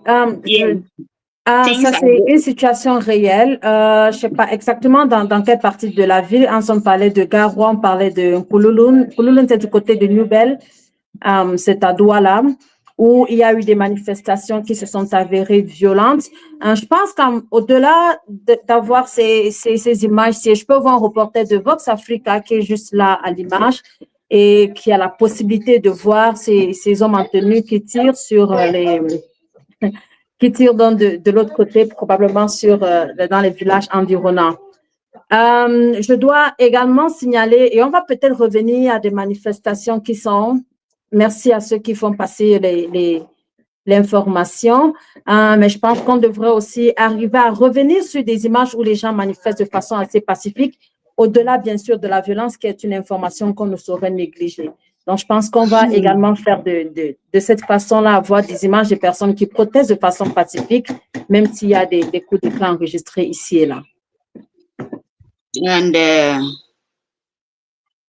I'm just getting also some information that there was some light manifestation. I'll just call it light in the East region. The police passed, and I saw some youth chasing the police vehicle there. It's that's what is killing me so much is the blood that I've just seen. Sandrine, sincerely, I wish they could do it just like we saw in Marwa. Je pense que c'est Loveline, it's okay. Je pense que lorsqu'on parlait des manifestations, il y avait également cette possibilité qui pouvait arriver, même si on ne la souhaite pas, qu'il y ait des violences qui soient enregistrées. Ça arrive lorsqu'il y a des manifestations, ou ça peut arriver. Je pense que je préfère dire ça de cette façon-là. So it could happen that we reach that everything escalate and then we reach to the point of violence. That can totally happen. Yeah, sure. In as much as we expecting that things could get out of hands, but also we didn't expect that live bullets should be used on the people. That's it.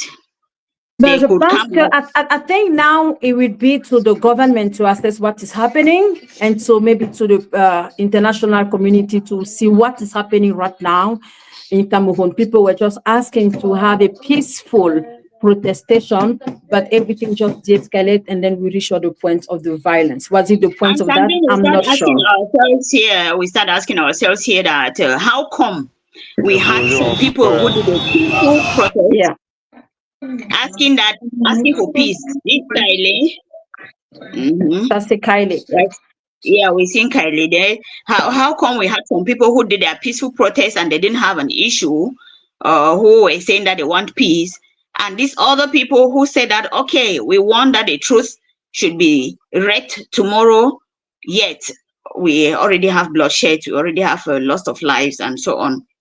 So it starts making us to ask the questions of really, if there's so much sung about democracy, is really what is happening, because it's heart-rending to see it like that, to see lifeless bodies on the street.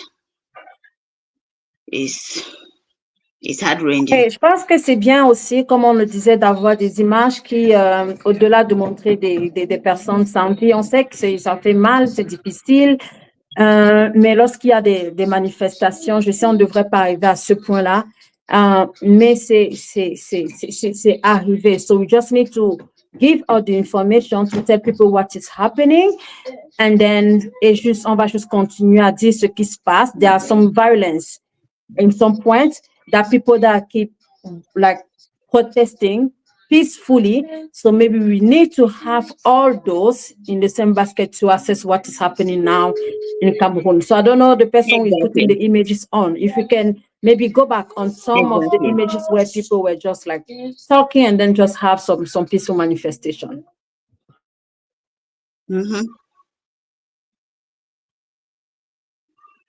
Okay, while we are waiting, Anson is somewhere here, and then if you can hear here is Yaoundé. That's Chinga Yaoundé. Like you see, that's what I earlier said. That there was some movement there in Chinga in Yaoundé. The forces of law and order came out with their water cannons and dispersed the population. But right now, I don't know if it is still happening, or when the forces of law and order came out, That was it. Or it's important to note here that right here in Cameroon, it's past 6 already, and there is still movements throughout the national territory per se, because not all the regions are involved.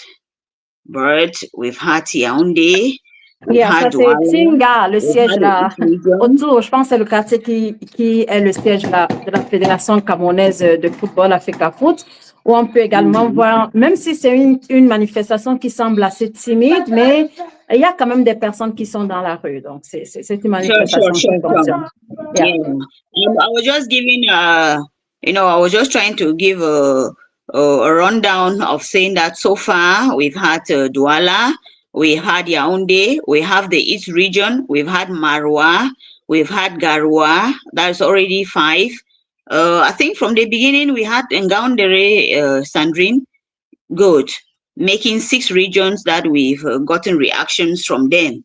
So out of 8 that we're like expecting, because the Northwest and the Southwest has been silent for some time now, but out of 8 regions, we had 6 that have reacted.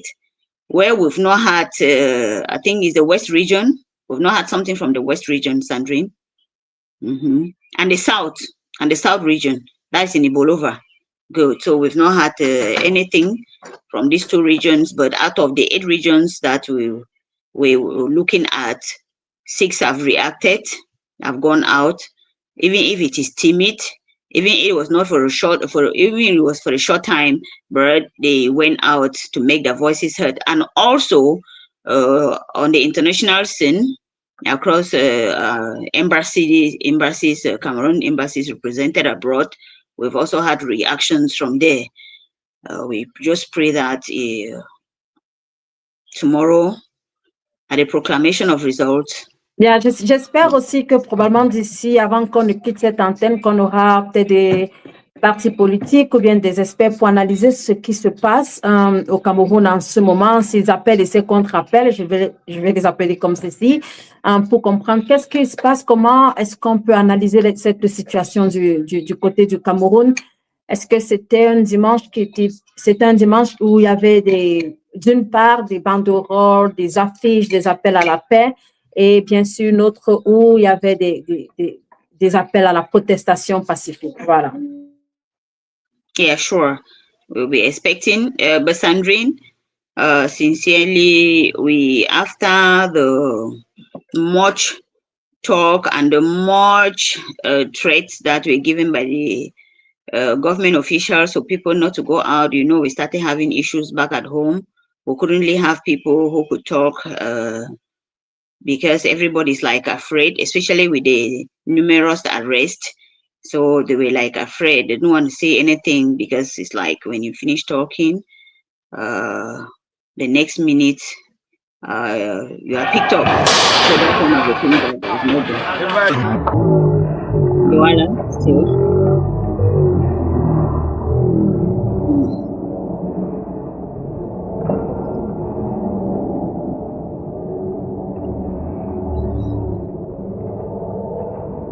That is still Douala there.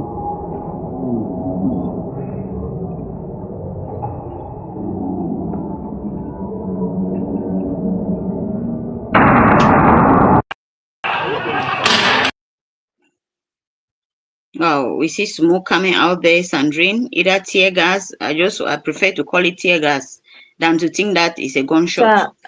Ça c'est pas juste comme c'est des tirs, c'est certain. Peut-être pour dissuader la population, peut-être pour disperser les populations, mais on peut le voir de façon claire. Et j'ai vraiment envie de me demander ce que va dire le ministre de l'administration territoriale et de la décentralisation, qui a parlé de l'arrestation des personnes qui n'avaient pas le droit d'être là du côté de Yaoundé, j'allais dire de Garoua. Je suis vraiment très impatiente de voir quelle sera la réaction du gouvernement actuel de ce qui se passe, ou est-ce qu'on devra attendre jusqu'à la fin de la proclamation demain des résultats de l'élection présidentielle. C'est vraiment à voir. C'est une situation assez complexe, assez délicate aussi.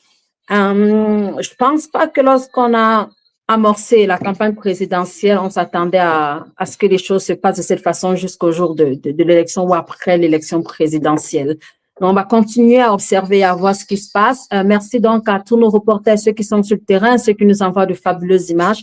Merci à vous. Merci également à ceux qui sont dans la diaspora. On a eu des manifestations du côté de Londres, du côté de Paris. Merci donc à vous qui vous nous envoyez ces images, qu'elles soient belles ou pas, mais c'est ce qui fait la beauté de l'information. Il faut dire tout ce qui se passe, il faut montrer tout ce qui se passe.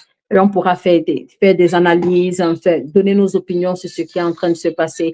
So, j'espère que dans les prochaines minutes, on aura peut-être Aro Benson ou Bernard Galim pour parler avec de la situation. Là, on va laisser les images parler. Là, nous sommes à Bafoussam dans l'Ouest Cameroun. Wow, that's Bafoussam. Wow.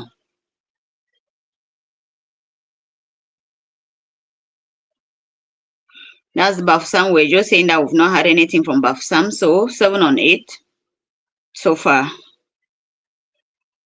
7 on 8, and while we thanking reporters throughout the national territory, there are also fears coming back from the streets that they are afraid that there might be more arrests this night in some neighborhoods in throughout the national territory, especially where these manifestations they started from. Like we were saying a while ago about a neighborhood in Douala, Raphael, where we have a Muslim population, Sandrine. So they... Non, je dirais pas quand je rappelle, c'est juste de la population musulmane. Non, c'est une population beaucoup plus estudiantine. Beaucoup plus. Ce sont des étudiants. Je pense qu'on prendrait ça de cette façon-là, que ce serait facile pour tout le monde. Est-ce qu'on peut juste laisser les images de Bafoussam, peut-être pour entendre? Yeah, what they are trying to say is that there might be more arrests this night, especially from where the manifestation started before tomorrow's proclamation of results. Yeah, la proclamation est prévue pour 10h heure du Cameroun. Est-ce qu'on peut juste avoir les images et surtout le son en audio qui se passe du côté de Bafoussam?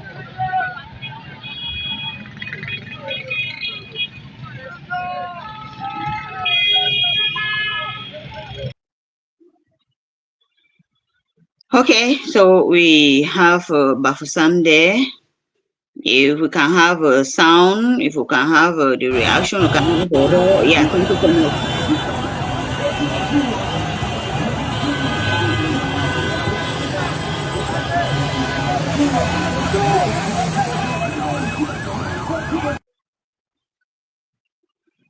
Okay, thank you so much. That Bafoussam.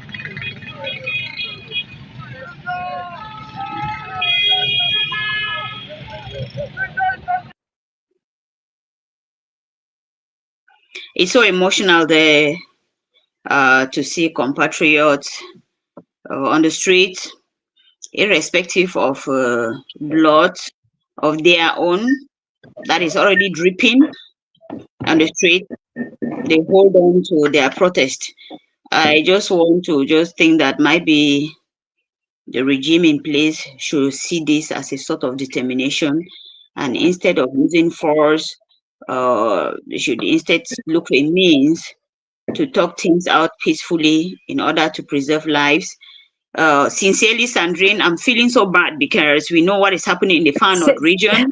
It's okay, lovely. It's okay. It's okay to feel bad, but it's not okay to have your mission go over you. So maybe you need to try to have a balance. Yeah, I know. Yeah. I can understand. I can feel that. But you just need to make sure that you can have your emotion to go over. Yeah, because I'm thinking of what is happening in the Far North region, in the northern part of the country, Boko Haram. I'm thinking of what has happened in the north and the northwest and southwest regions of Cameroon for the past 9 years. Cameroon has lost. Je suis totalement d'accord avec toi. Je sais qu'on le sait. So there are many people that lost their life. So it is the government should be accountable for what is going on. It's not your responsibility. They should be accountable for what. Okay, let's go first in Limbe. Okay. Yeah.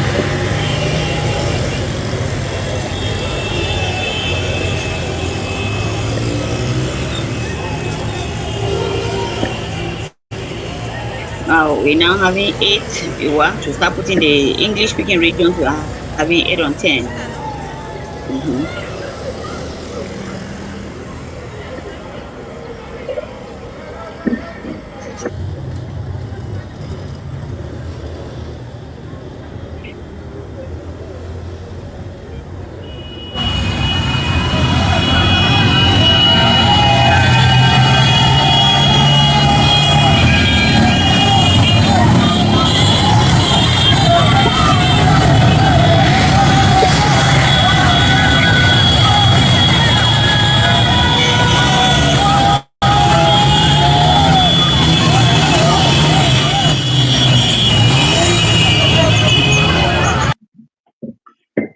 OK, ici, les images de Limbe. So, Limbe is in the southwest region, dans la région du sud-ouest, où on peut également apercevoir des manifestations, des personnes sur leur moto qui font du bruit, qui semblent dire un message, honnêtement, que j'ai du mal à capter, de savoir exactement qu'est-ce qu'ils disent de ce côté-là. Mais je pense que c'est un point important. It's an important point to know what is going on in the southwest and in the northwest, when or where the population have been suffering for ghost town for a long years now, and then we didn't hear much their voices around the election, the presidential election in Cameroon. So it is good to see what is happening there. There is Limbe. Limbe is in the Fako division, I think so, and then in the region of the southwest. So là, nous sommes à Limbe. Limbe est la capitale de la région du sud-ouest, où on peut voir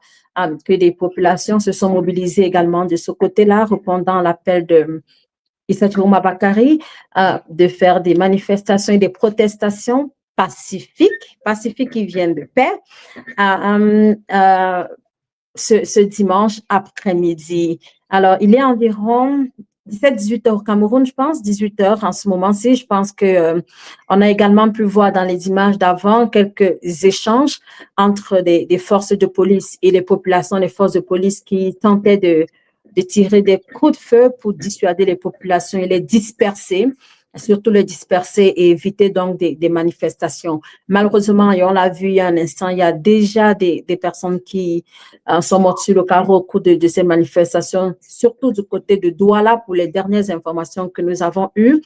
Et aussi signaler que des manifestations se poursuivent là, dans la région de l'Ouest.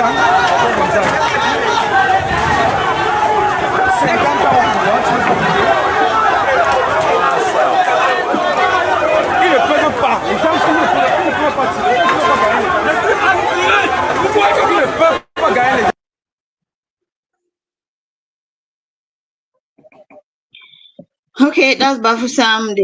We see they're trying to, like, they want to put barricades on the road. Then Bafusam might be they are meeting with resistance from forces of law and other reason they want to put some barricades on the way. But however, I wish they just they've talked of a peaceful protest.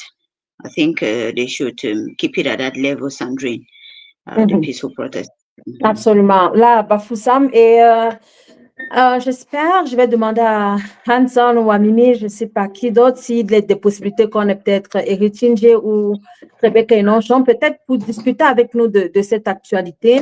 Parce que tout ce que j'ai juste en tête maintenant, c'est de me demander comment est-ce que ça va se passer d'ici à demain, lundi, d'ici à la proclamation des résultats de la présidentielle. Je pense que les images de Bafoussam parlent d'elle-même. Bafoussam, c'est dans la région de l'Ouest. Et on a déjà enregistré plus de 5 régions au cours de ce moment, des manifestations dans toutes ces régions du pays, dans l'extrême nord, dans le nord, dans la Damawa, dans le sud-ouest, dans l'ouest, dans le littoral, à Douala précisément. Je pense que c'est déjà si ça on a parlé de l'Est aussi. L'Est? L'Est, OK, ça en fait 7 ou 8 régions dont nous avons parlé. C'est un nombre assez important quand même. Ouais.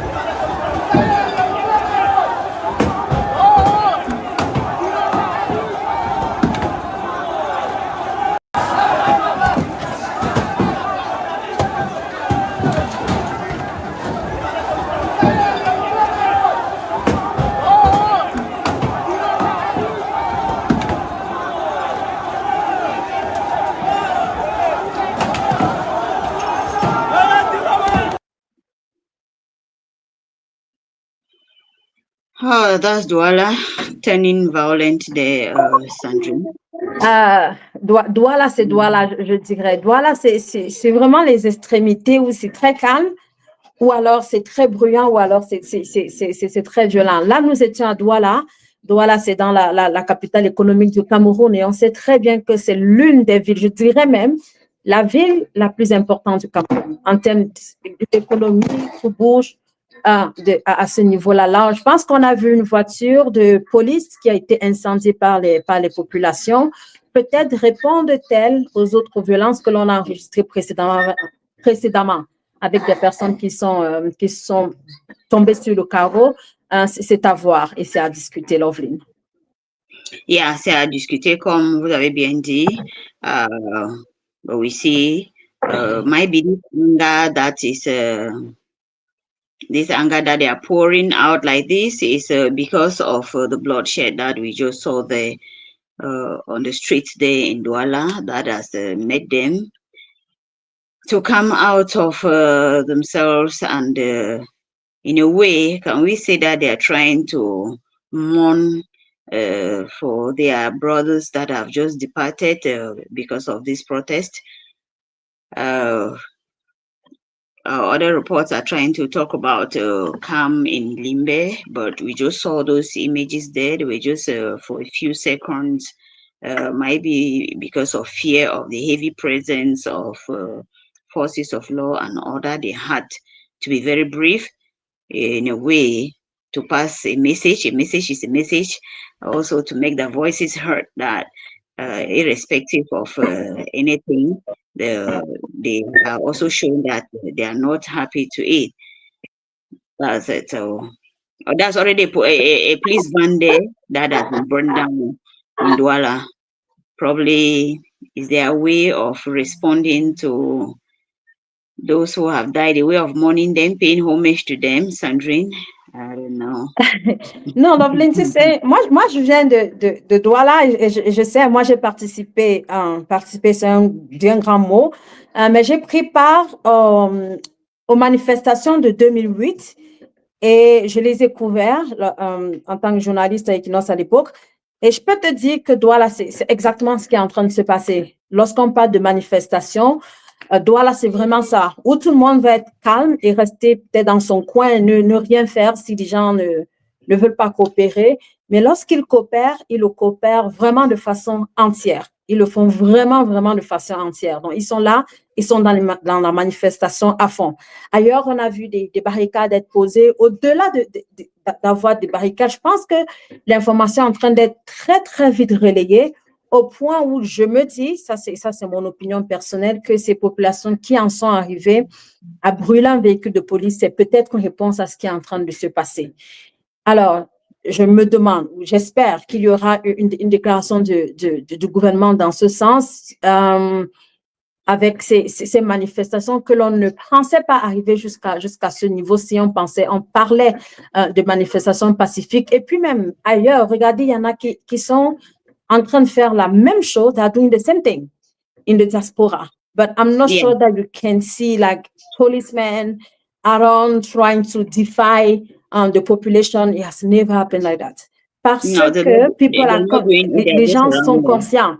Il y a une manifestation devrait être encadrée, un peu comme on l'a vu à Marois, et moi j'ai aimé cette image-là, par des forces de police qui sont là, qui se rassurent qu'il n'y a pas de débordement, qu'il n'y a pas de casse, qu'il n'y a pas de brûlure. Les forces de police devraient être là, exactement pour cette cause-là, pour contrecarrer. Mais ce n'est pas ce que l'on observe du côté de Douala. Je sais très bien, je suis consciente que Douala est un point assez névralgique, assez fort, qui parle pour beaucoup. Vous pouvez être partout au Cameroun, mais l'ambiance que l'on peut avoir dans une partie du pays, là, je pense qu'on est du côté de, si mes souvenirs sont bons, on a eu ces images ça c'est Douala, certainement une autre partie. Je vais juste vérifier avec ceux qui sont, avec nos collaborateurs, pour qu'on se rassure dans quelle partie. Moi, j'ai bien l'impression que ça, c'est à l'extrême nord. OK, au nord, cette fois-là, bien, à Garoua. Yeah, that's it. Bien, ça c'est à Garoua. Garoua, c'est au nord, et on a vu Garoua, on a vu Maroua ce matin avec des populations dans un couloir en train de protester, en train de faire leur manifestation, et des forces de l'ordre dans un autre côté en train de marcher tout autour d'eux. Je pense que c'est ce qui devrait se passer de façon générale partout. Les forces de police simplement pour encadrer ceux qui sont en train de manifester, pardon. Et au bout d'une certaine heure ou de 2 heures, tout le monde va rentrer chez lui et la ville pourra reprendre son cours. C'est vraiment difficile de comprendre ou bien d'admettre ou d'accepter que l'on arrive parce que la situation s'amplifie et crée des dégâts comme ceux que l'on a pu voir, mais c'est également possible de pouvoir éviter ces dégâts-là si tout le monde joue son rôle. Si les forces de sécurité sont là justement pour permettre que les gens soient en sécurité, alors elles restent et permettent à tout le monde d'être en sécurité. Ceux qui ne prennent pas part aux manifestations, elles pourront être là, mais elles seront sûres qu'il y a des personnes qui sont là pour les protéger, alors qu'il y a de l'autre côté des personnes qui devraient le faire de façon pacifique. Donc, bien. Je pense qu'on va avoir d'autres images, d'autres endroits du pays, en attendant de voir un peu plus clair dans la situation de Douala et d'avoir des commentaires, des dernières informations à propos de ceci. Je pense que Bernard, Galim et puis Hanson vont nous retrouver bientôt. Peut-être on va faire un switch très bientôt. Yeah, they will surely soon to meet us here while we're waiting for images from other parts of the country or even other parts of the region like in the littoral region, Douala, the economic capital of Cameroon, the backbone of the economy, the backbone of Cameroon, economically speaking. Different areas in Douala have already reacted, just like in Marwa, just like in Garoua. It's not just one spot there or not one neighborhood that has gone out, but many of them have gone out. We're expecting that it's almost it's about 28 minutes to 7 here in Cameroon, Sandrine. So we know that as the day is already drawing near to its end. It's 6:30, right? I think it's 6:30 in Cameroon now. It's 6:32, Sandrine. It's 6:32. Okay, 6:32. Okay. 6:32. That's why I say 28 minutes, 27 minutes to 7 p.m. Places are getting dark, and I know that very soon people are moving out of the streets. And moving out of the streets also mean that they will probably move out of their homes, because somebody just said here that they're going to be mass raids this night again in particular neighborhoods. We pray it shouldn't be the case, because our prisons are full already. I want to say the problems are just too much. Le ministre de l'administration territoriale l'a dit. Il a précisé qu'il y aurait d'autres arrestations. Il a dit, maintenant, où est-ce que ces personnes vont être? Je pense que ça devrait être également à lui d'aménager tout. S'il pense que ça, c'est la meilleure façon de le faire. C'est à lui. Je pense que je dis simplement ce qu'il a dit. Est-ce que je suis d'accord? Absolument pas. Parce que je suis de ceux qui pensent que la paix, c'est aussi, pas seulement, mais c'est aussi l'absence de violence. C'est prioritairement d'ailleurs l'absence de violence. C'est la capacité à se sentir bien où l'on se trouve. Mais je pense que le débat et la discussion aujourd'hui, c'est de se demander, est-ce que les personnes qui manifestent, est-ce que c'est parce qu'elles ne sont pas, parce qu'elles sont violentes? Non, je pense qu'elles recherchent une certaine paix. Elles ont envie de se sentir bien, de se dire qu'elles ont vécu avec un gouvernement qui a quand même 43 ans. Et c'est simplement je pense que les populations ont juste soif de voir à quoi peut ressembler. Voilà, un autre gouvernement. Je lisais ce matin une pancarte d'une personne à Douala qui a dit, je ne me souviens pas si c'est Douala ou ailleurs, qui a dit « Je marche pour ma vie ». Je pense que beaucoup de jeunes qui sont dans la rue, beaucoup d'hommes, beaucoup de femmes that on the street now, that are thinking that they have their own grief against the system in place. They just want to make sure that they can have jobs, that they can feed themselves, that they can go to the hospital, that they can have medication, that they can have water and electricity plus internet. So just the basic. So I'm not sure if you see a mom who is in Sandaga, for example, in Douala, who has to wake up at 3 a.m. to go in the market, that she just wants to make sure that she has growth to be able to carry a stuff from Sandaga to go to her own market to try to sell that.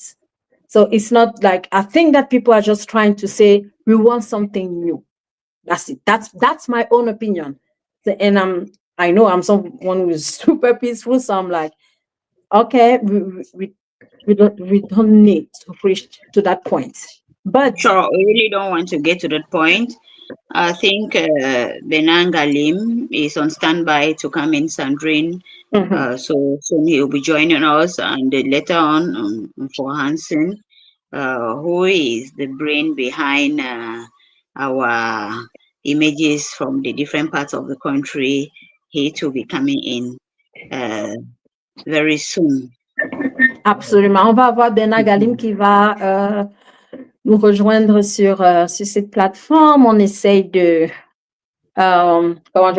d'alterner, de se mouvoir, d'être ici, d'être ailleurs, pour être ensemble avec vous jusqu'à ce qu'on peut appeler la fin de cette manifestation. On avait vraiment envie de comprendre comment est-ce que les Camerounais allaient répondre à cet appel de Issa Tchiroma Bakary, de voir comment est-ce que ça se passe sur le terrain. Merci à vous de rester toujours connectés. On aura aussi probablement, je l'espère bien, d'autres analyses qui vont venir et d'autres images. Ici, c'est Aqua qui est le centre des affaires à Douala. Bien, merci à ceux qui nous procurent des images assez excellentes. Yeah, I don't know if really there is any sounds. Okay, ici, okay.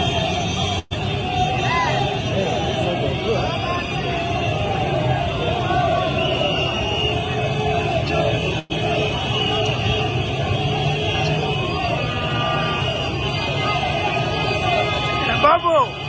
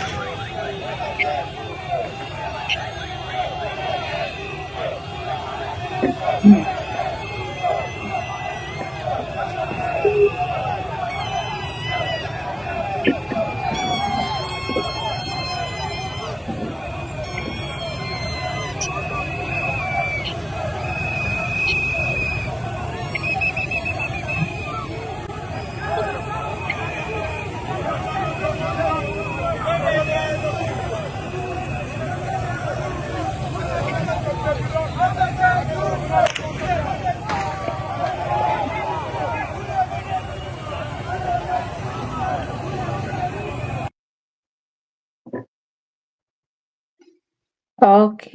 Là, des manifestations du côté de Aqua. Et je pense bien que là, c'est... Il y a Aqua. Je pense que là, c'est la douche municipale, autour de la douche municipale à Aqua. Si mes souvenirs sont corrects, mais je pense que j'y suis. Je pense que là, c'est exactement la douche municipale à Aqua. Aqua qui est vraiment le centre des affaires. Et c'est un endroit qui semble assez calme, très souvent le dimanche. Anson et moi avons travaillé autour d'Aqua, donc nous savons très bien. Donc, c'est un endroit qui est assez calme le plus souvent. Alors, si on arrive à avoir ce type de mobilisation, ça veut dire que les Camerounais, de ce côté-là, ont bien entendu, mais alors très bien, l'appel à la manifestation pacifique lancée par Issa Tchiroma Bakary. On peut le dire que c'est un appel qui a été entendu dans presque toutes les régions du Cameroun, même si on n'a pas des images de toutes les 10 régions, mais je pense qu'on a eu l'essentiel qui nous donne une perspective de ce qui se passe en ce moment au Cameroun. C'est assez impressionnant de voir comment est-ce que cet appel lancé a dû résonner dans les oreilles des uns et des autres. Donc, c'est simplement et clairement, comme je le disais il y a un instant, de la détermination, mais surtout de la frustration pour ces populations, pour ces jeunes. Determination, like you're saying. I want to hear these protesters because sincerely, after what happened, we're expecting that maybe they should chicken heart out of the protest, but their number has instead increased, their anger has increased, and so on. So sincerely, I hail them for doing what they're doing. But also here, we like in Douala, or maybe the population is so much, or they have come out in many places because we're not seeing forces of law and order right here now who could, direct them, just like we saw in Marwa, which was so peaceful, which the population was much as well. Though we learned that the population in Douala that has come out is much more than that of Garwa, that we had the reporter in Marwa, telling us about more than 6,000 bikes out with pedestrians as well who came out. So the population in Marwa was much and peaceful under the guidance and watchful eyes. Je pense que Bernard Galim devait nous rejoindre dans cette discussion. Si Bernard est là ou pas. Et je pense qu'on va essayer en background avec Anderson de voir si on pourrait, d'ici à 30 minutes ou 1 heure de temps, avoir peut-être, d'ici 30 minutes, disons-le, parce qu'on est déjà à l'antenne, ça fait un peu plus de 2 heures maintenant. Et on sait qu'on est déjà à la fin de la journée du côté du Cameroun et les choses pourraient changer. Ça veut dire que les personnes qui sont dans la rue pourraient retourner chez elles. Et puis que peut-être Issa Tchiroma Bakary fera le bilan de son appel, d'une part, et que peut-être le gouvernement du Cameroun va faire une sortie en réaction à cet appel qui a été suivi. So, Bernard, before we will stay here in and out, you know that. But I have a quick question for you. What is your opinion on what is going on now? So do you think that people are clearly listening? They follow that call to the peaceful manifestation well? What is your opinion on that? Thank you so much, Karine. Thank you so much, Sandrine. Oh, my Lord. My name is not Karen yet. I'm happy to I be know, back. I like teasing you. It's okay. I was reading a news story about former Equinox journalists, and it looks like I ended with Karine Sontia. So that's, oh, that's I why. See. Okay. Yeah. Your name is on the list, Karine, Kate, Cedric.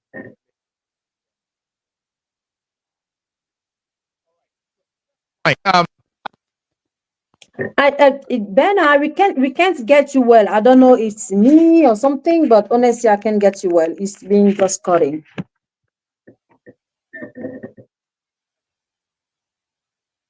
I don't know if I have a problem or hearing issues. Yeah, okay. So Bernard will come back. Bernard Galim nous revient. Pendant qu'il est là, je vous supplie, vous qui êtes sur YouTube, Facebook, Twitter et ailleurs, s'il vous plaît, on l'appelle ici Call for Action. Merci de souscrire aux pages que vous avez, aux pages de ceux qui travaillent ensemble dans cette fabuleuse équipe autour de Mimifo pour fédérer toutes les énergies, des forces, mais aussi des talents que nous avons. S'il vous plaît, juste souscrire sur les pages de Bernard Galim qui est de Beyond African Post, Cameroon News Agency de Hanson 4, Analyse avec, I know that's French, Analyse avec Sandrine Yamgar. Je pense aussi la page Twitter de Rebecca et Nonchon. Merci à vous, s'il vous plaît, de souscrire à cette page et leur donner de la force et leur donner du courage de continuer à parler des questions qui nous touchent au Cameroun et même ailleurs, en dehors du Cameroun. Alors, on continue d'avoir en image les protestations, les manifestations qui ont cours depuis 15 heures, depuis cet après-midi, dans plusieurs parties du Cameroun, dans plusieurs régions. Peut-être, probablement même dans toutes les 10 régions du Cameroun, où des jeunes issus de partis politiques ou pas ont entendu l'appel lancé par Issa Tchiroma Bakary il y a quelques heures, je pense il y a 2 jours maintenant, qui demandait à tout le monde d'aller marcher de façon pacifique dans la rue pour demander au Conseil constitutionnel, ça c'est l'une des raisons, au Conseil constitutionnel de pouvoir prononcer uniquement le résultat ou proclamer le résultat qui est issu des urnes. Et disons, rappelons-le que l'élection présidentielle au Cameroun a eu lieu le 12 octobre dernier et la proclamation des résultats est annoncée, prévue pour demain. Demain, lundi 27 octobre, lorsqu'il sera exactement 10 heures, dès 10 heures, ce sera, je pense, il me semble bien du côté du Palais des Congrès à Yaoundé par le Conseil constitutionnel. Ben, are you back? Yes, I'm back. Can you hear me? Perfect. Can you hear me? Good. All right. Thank you so much.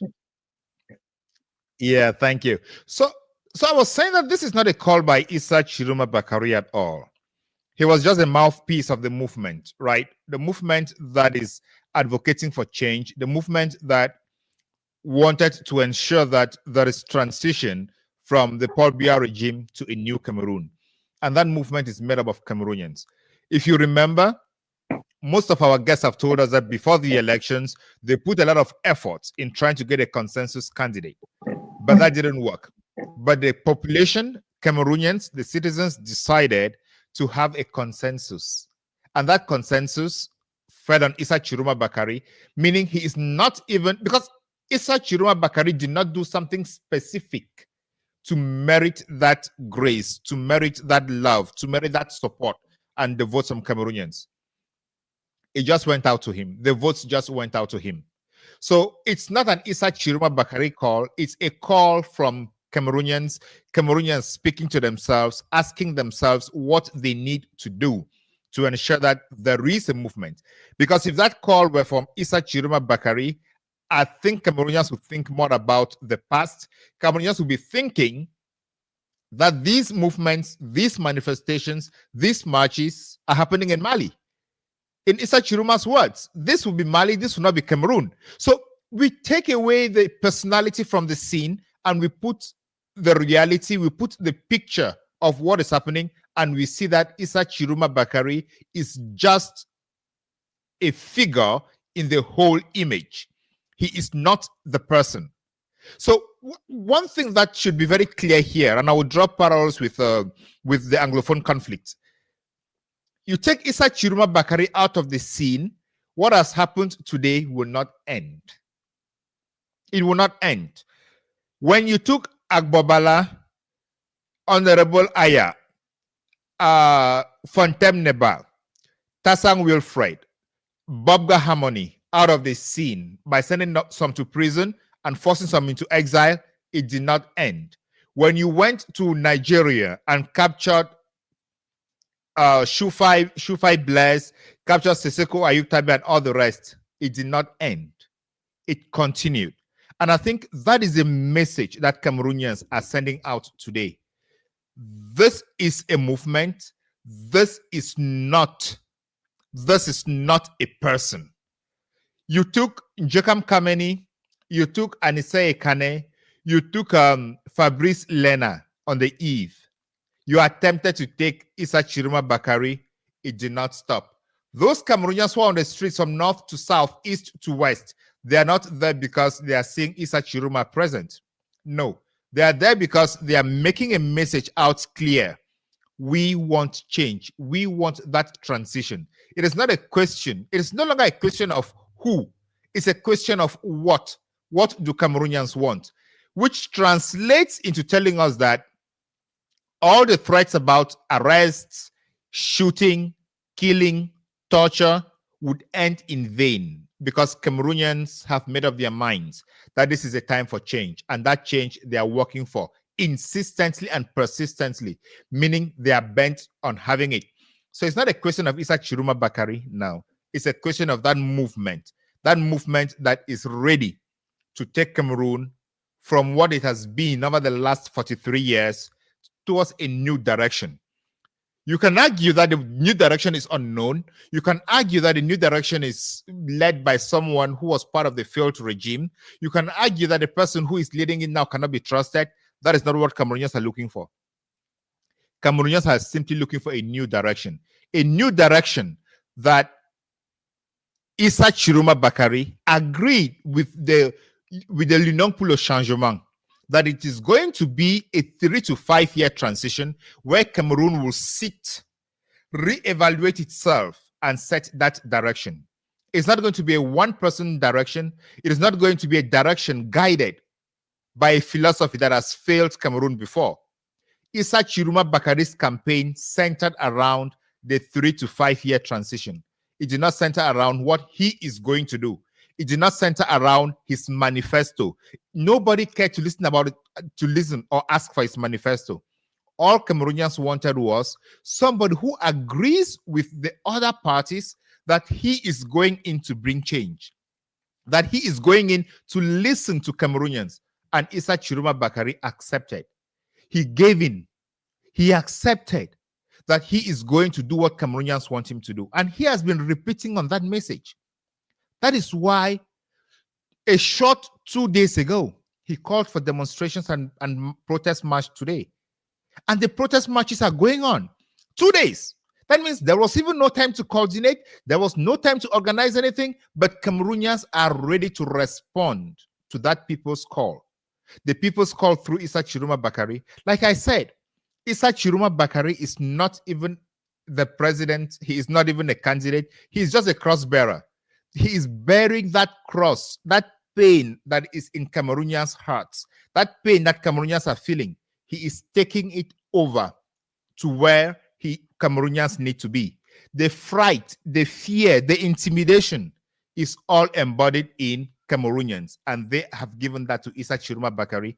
When you saw his image, the video in which Issa Tchiroma Bakary spoke today, I saw a man who seems dehydrated, a man who has not been sleeping all this while, a man who is suffering from lack of rest, lack of focus.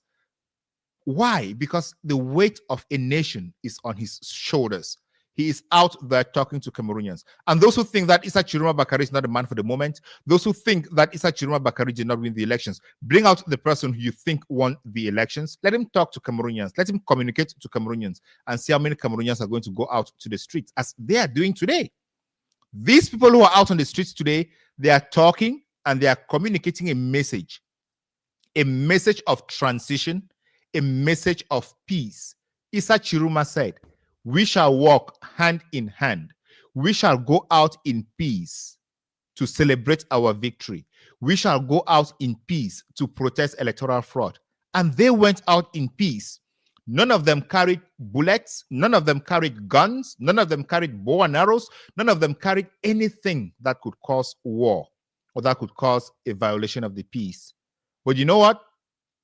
They met water cannons. They met bullets. They met guns. From who? From the police, the gendarmes. These are people that Cameroonians pay with their salaries.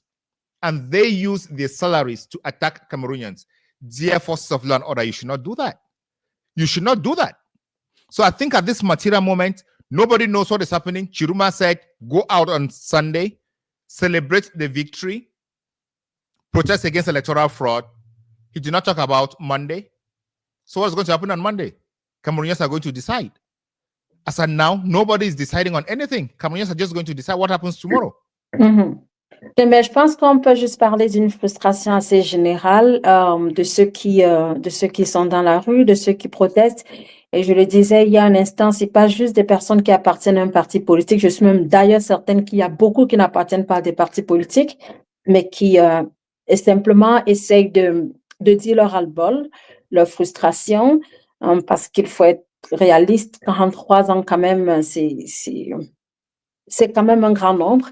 Et s'il faut y ajouter potentiellement 7 ans, ça en fait 50 ans.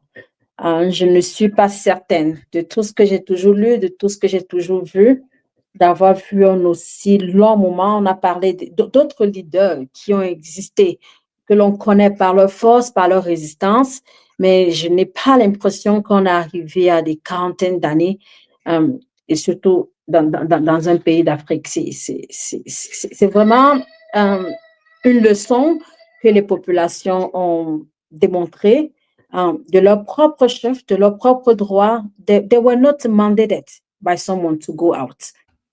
They had a call, they could follow that or no.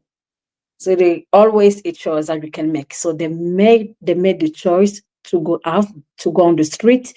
And c'est juste ce que nous pouvons démontrer, voir aujourd'hui. We are just showing the facts. We are just showing what is happening. There's no one who actually, it was not me, it was not Ben, and it was not Lovely, or Hanson, or Mimi, or Kinsey who said to the people, you need to go to wake up and to go out. No, no one did it. They chose to do it. Were we expecting violence? Absolutely no. Est-ce qu'on pensait que les choses vont escalader jusqu'à ce point? Certainement non. Mais ce sont des réalités lorsqu'on arrive à des points de manifestation et ceux qui sont les responsables devraient prendre leur responsabilité de ce qui se passe en ce moment. Moi, je suis toujours marquée, j'ai toujours en tête cette pancarte d'un jeune que nous avons présenté tout à l'heure qui disait « Je marche pour ma vie ». I'm pretty sure that it is a young boy, it's a young man who is looking for basic water, electricity, roads, internet at some point, to be able to go to the hospital and not have to pay $500,000 first before you get sick by a doctor. So people just want like the basic. I'm pretty sure that if people had roads, electricity, water, they could have job. I'm not sure that people were thriving or starving to go on the street. I'm not sure. Like, I think that at this point, people just want something that is simple, that they can have access, as all those young men around the world. We won't have the same level for sure, but I think in Cameroon, people just need the basic. Les gens ont juste besoin d'avoir des choses basiques, des nécessités de la vie courante de tous les jours, de l'eau, de l'électricité, avoir un peu d'Internet. Il y en a, c'est certain, mais on sait à peu près ce que ça coûte en termes d'Internet au Cameroun. C'est trop, c'est beaucoup trop. Avoir de quoi manger, pouvoir aller à l'hôpital sans avoir versé de grosses cautions avant d'être rencontré par un médecin, être ceux qui peuvent se soigner un peu comme les autres le font ailleurs, avoir un plateau médical, avoir un plateau médical, oui, un plateau technique dans nos hôpitaux qui est digne de ce nom, où on peut soigner le paludisme, on peut soigner toutes sortes de maladies sans avoir à se demander où est-ce que je peux me déporter, dans quel autre pays est-ce que je peux me déporter pour aller me faire soigner. Juste des choses basiques dont les populations ont besoin. Et je pense que c'est ce cri, ce sont ces frustrations qui ont appelé les uns et les autres à se mettre hors de leur domicile. Alors, Ben, je pense qu'on aura probablement des images là de côté. Oh, OK.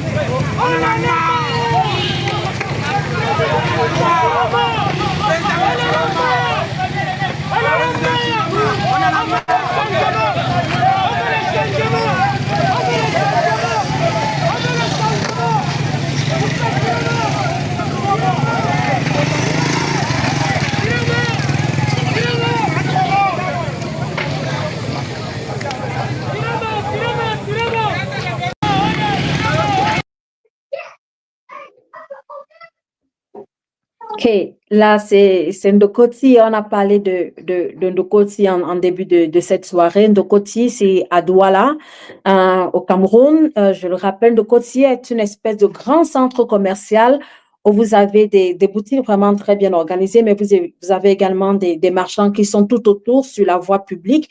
Et c'est un centre commercial qui est assez vaste, qui fonctionne 24 sur 24, 7 jours sur 7.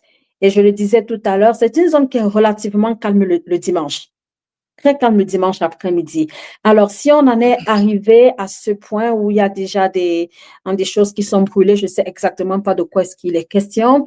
Et on a entendu également les populations juste protester, dire ce qu'elles veulent, le changement. C'est juste un mot qui est revenu durant toute la campagne électorale, pendant l'élection présidentielle. Et si ce mot continue de résonner jusqu'après la campagne électorale, jusqu'après l'élection présidentielle, ça veut dire que les populations sont certaines de n'avoir pas encore obtenu ce qu'elles demandent. Ça veut dire le changement. D'où est-ce qu'il doit venir? Qui doit procurer ce changement-là?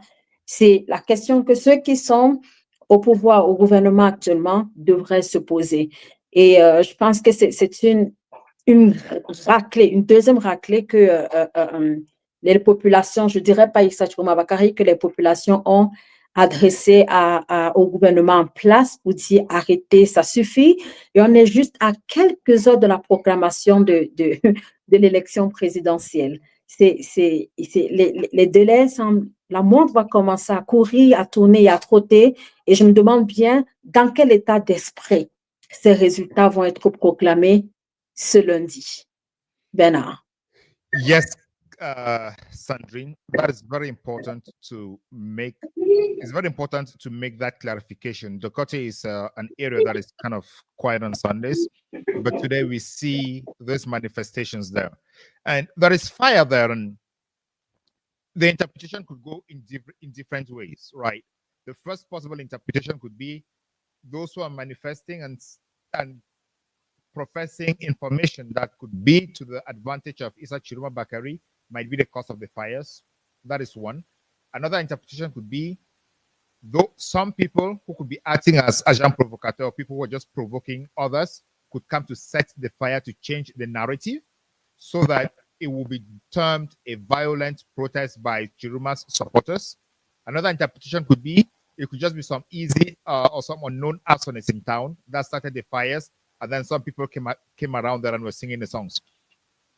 We need to be very careful here because the situation on the ground is dicey, it is slippery, and others could take advantage of that situation to change the narrative. But what we have noticed throughout the demonstrations from the north to the south, the east to the west, is that those who came out in support of Issa Tchiroma have been largely peaceful. They have been largely in order, and we saw in Marua how the forces of law and order were accompanying them. But in Douala, we have heard of gunshots, we've heard of people killed. So the situation might easily metamorphose depending on the situation on the ground. And this is not strange. When we go back to the 2016 Anglophone crisis at the very beginning of it, that is how it started. People went out on the streets and guns came. They retaliated with stones. You go back to 1992 when people were killed in the SDF launch in a hospital about in Bamenda. So, but one thing is constant here: the military uses these weapons all the time. And I want to speak to the military. The military here, I'm talking about the soldiers, the police, and the gendarmes. Let us, for once, listen to ourselves and communicate like people who are living under the same area. Those protesters, those people who are celebrating, those manifestors, what they are saying is, tout le monde souffre, même les niais souffrent. What does that mean? Everybody is suffering. Even you who is in that uniform, you are in pain. You suffer. That is why the population is simply reminding you that you are part of them. You are also suffering. They don't want change for themselves. They want change for everybody. It has been 43 years of a regime, a 43-year regime that has led us to where we are. When prices of bread, beer, cigarettes, whiskey, school fees, hospital, everything increases, it increases for you. When the price of transport increases, it increases for you. When the cost of the road from Douala to Yaoundé increases, it increases for you. When they collect money from loans from international communities, international banks, international partners to come construct the Douala Yaoundé highway for 2 years, and it takes more than 15 years and it is still incomplete because the money has been embezzled. You are prone to accident on that road. I am prone to accident on that road. That is what Cameroonians are telling you, people in uniform. That is what they are telling you. Look at the schools you send your children to. You and I, we cannot send our children to good schools, but those who sit up there send their children to all the good schools. We send our children to schools without buildings, without boards, without windows, without roofs. You and I, we meet at schools every day when we go to drop our kids off at schools. We meet at the market where the road to the market is full of mud. You and I will go to the market, back market to buy. But where do they go to buy their own stuff? To the biggest supermarkets in town. Fighting against those who are crying and fighting and seeking change on our behalf is not the right way to go. It is not the right way to go. Let everybody understand that at this moment, whether you are a military person, you are a police officer, you are a gendarme, the change everyone is asking for comes for all of us. It does not come for some people and it doesn't come for you. It is true that during this period, they are going to give you some per diems to go out there because you're going to be on outstation. But that per diem gets over after 2 days. How much is it? You cannot use that money for anything. Think about how you were living on the day Tchiroma resigned from the government. Did you have enough money to send your kids to school?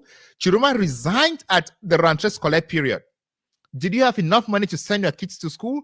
Were you having palpitations all night? Were you thinking all night of how you're going to send your kids to school? That is what those protesters are telling you. And that is why the message is tout le monde souffre, everybody is suffering. Même les gens souffrent, even the military uniformed people are suffering. Whether you are a military person or you are a civilian, we have the same problems. And sometimes I'm even afraid to say that you have bigger problems, because as this thing is going, if it escalates, you are going to be sent to fight. They who are sending you to go fight won't be sending their own children to fight. Think of your colleagues who came back from Nozo in coffins. Think of your colleagues who came back from Boko Haram in coffins. Think of your colleagues who came back from Salaka in the east in coffins. This country, this future, this Africa is for everybody. Because you wear a uniform, you are not immune to the pain that others feel.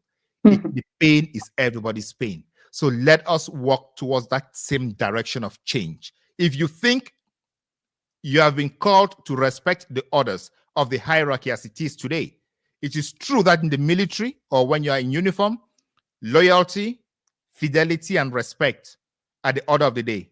But think beyond that. Think beyond that. Thinking beyond that means whoever is there as president, you are still going to respect that person. You are still going to give your respect to that person. You are still going to be loyal to that person, because you're not being loyal to the person. You are being loyal to the office that that person incarnates, that that person represents. That is whom you are being loyal to. These individuals occupying these offices will go, the office will stay. That is why your oath is to the constitution of the country. It is not to that individual. That individual is just an image. It's just a temporary situation. How many bosses have you had who have come and gone? Some have died, some have resigned, some have transferred, some have escaped. That is how life is. But the military remains, the police force remains, the gendarmerie remains. So your loyalty should be to the citizens who own that constitution of the country, who own the sovereignty of the country. Please, please, please, we are in this together. We are brothers and sisters. Merci Bernard. Je pense que c'est assez bien dit et depuis quelques jours, je vois bien que vous ne cessez de parler aux forces de police et de leur dire attention, ce n'est pas qu'une question des autres politiques ou des hommes politiciens ou des autres, pas juste des citoyens, mais c'est également vous en tant que citoyens qui faites partie de tout ceci. Dans environ 6 minutes, ça va faire 3 heures que nous sommes avec vous. On espère pouvoir continuer à vous donner le maximum de ce que l'on peut, même si ça commence à l'au-delà de nos forces, mais on essaye d'être avec vous pour vous présenter la situation actuelle au Cameroun. Et on l'a dit déjà dans un peu plus, probablement dans toutes les 10 régions du Cameroun, les populations sont sorties en masse et elles ont répondu à l'appel de Issa Tchiroma Bakary qui a appelé à des manifestations pacifiques sur l'ensemble du territoire national au Cameroun et aussi ailleurs, c'est-à-dire dans la diaspora. Et on a eu bien évidemment au cours de ces dernières heures des images de Douala, de Limbe, de Garoua, de Maroua, de Ngaoundéré, de Bafoussam, de Bertois, presque toutes les 10 régions du Cameroun, chacune à sa façon. Et on a vu des citoyens qui sont sortis aller dans la rue. On est arrivé à des escalades de violence. On est arrivé à des personnes qui ont perdu la vie du côté de Douala, 2 morts jusqu'ici. De ce que nous avons entendu de nos reporters en attendant que tout cela soit confirmé.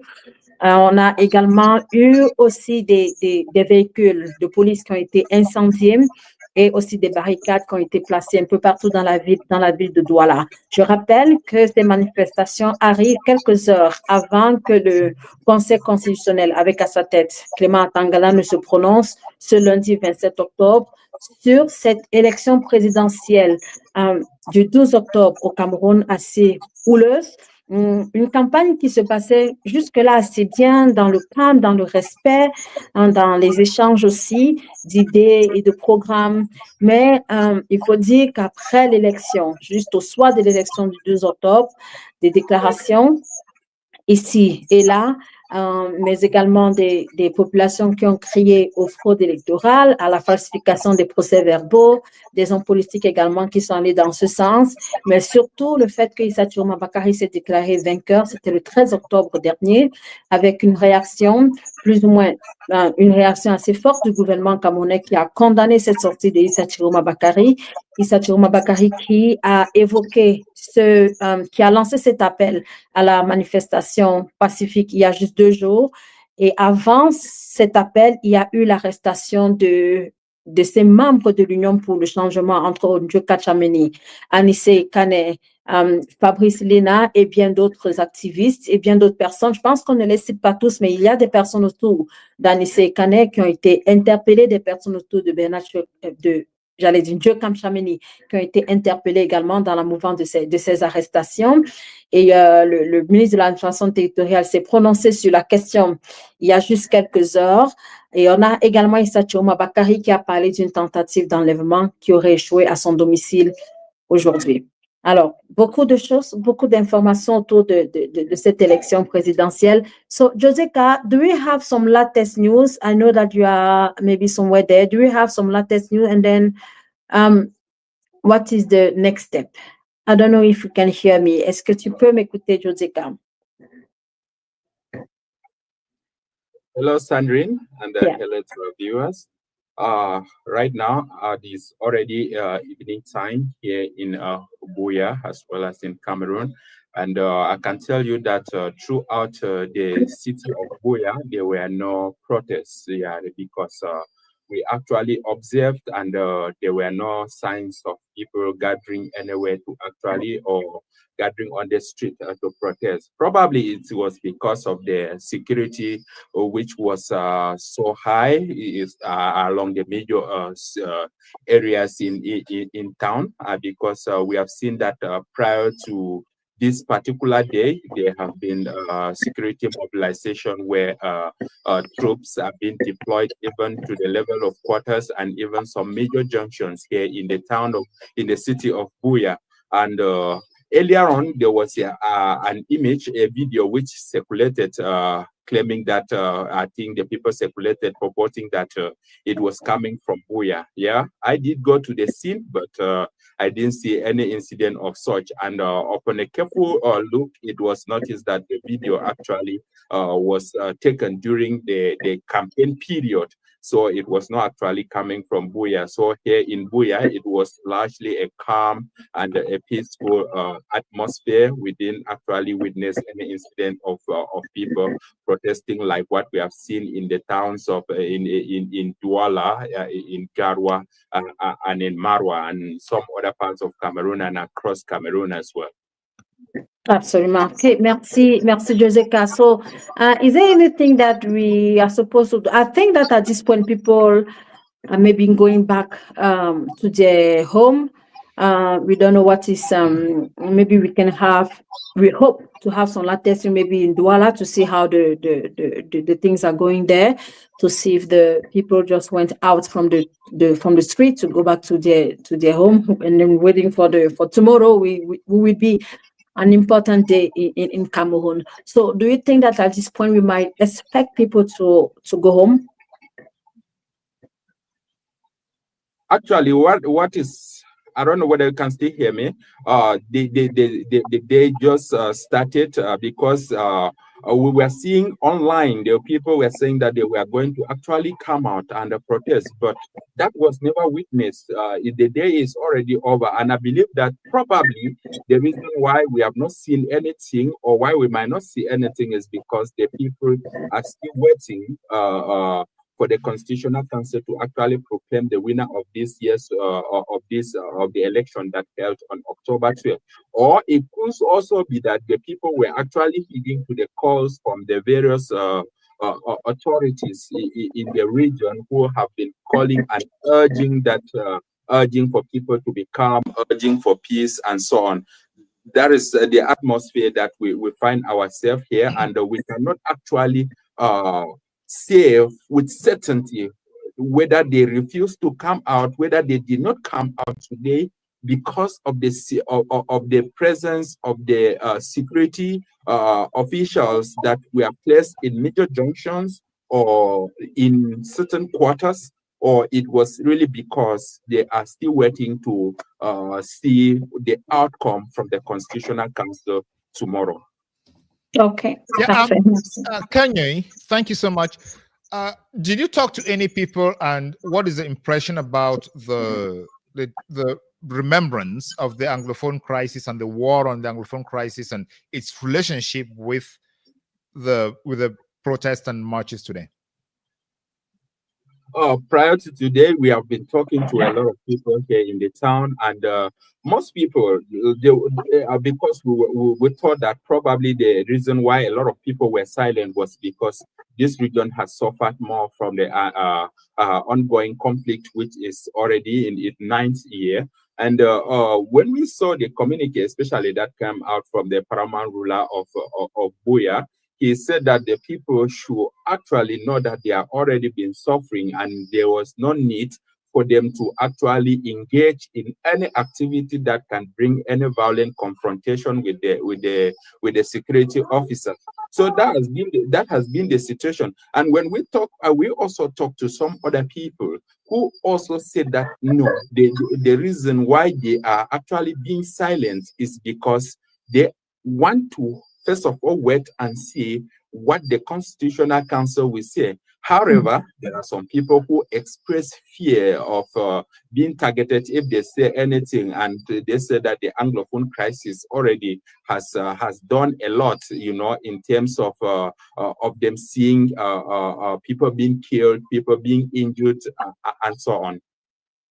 Ok, absolument. Juste pour le dire en français, que du côté du sud-ouest, on a vu tout à l'heure une timide manifestation à Limbe, mais à Buea, il n'y a pas eu de manifestation du tout. Je pense bien que c'est cela, parce que des populations estiment être déjà depuis très longtemps, depuis 9 ans, dans une situation de crise. Il y a également des forces armées des forces de sécurité qui sont disséminées à travers la ville de Buea.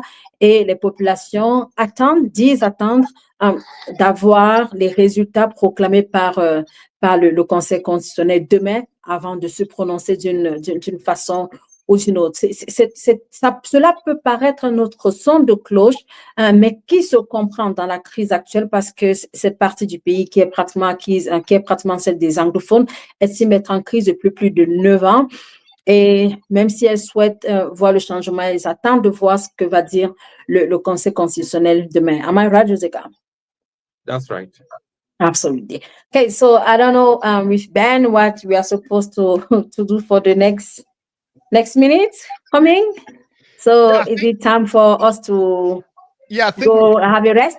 Yeah, we can be wrapping up and preparing our our voices for tomorrow to see what happens between the declaration of the results, even prior to the declaration of the results, and then after the declaration of the results, because it cannot end without us having something to share. Absolutely. Okay, merci. Franson is here. So Franson, we're just saying that we need to leave from now and come back tomorrow. For sure, we have more information. Tomorrow it will be an important day in Cameroon.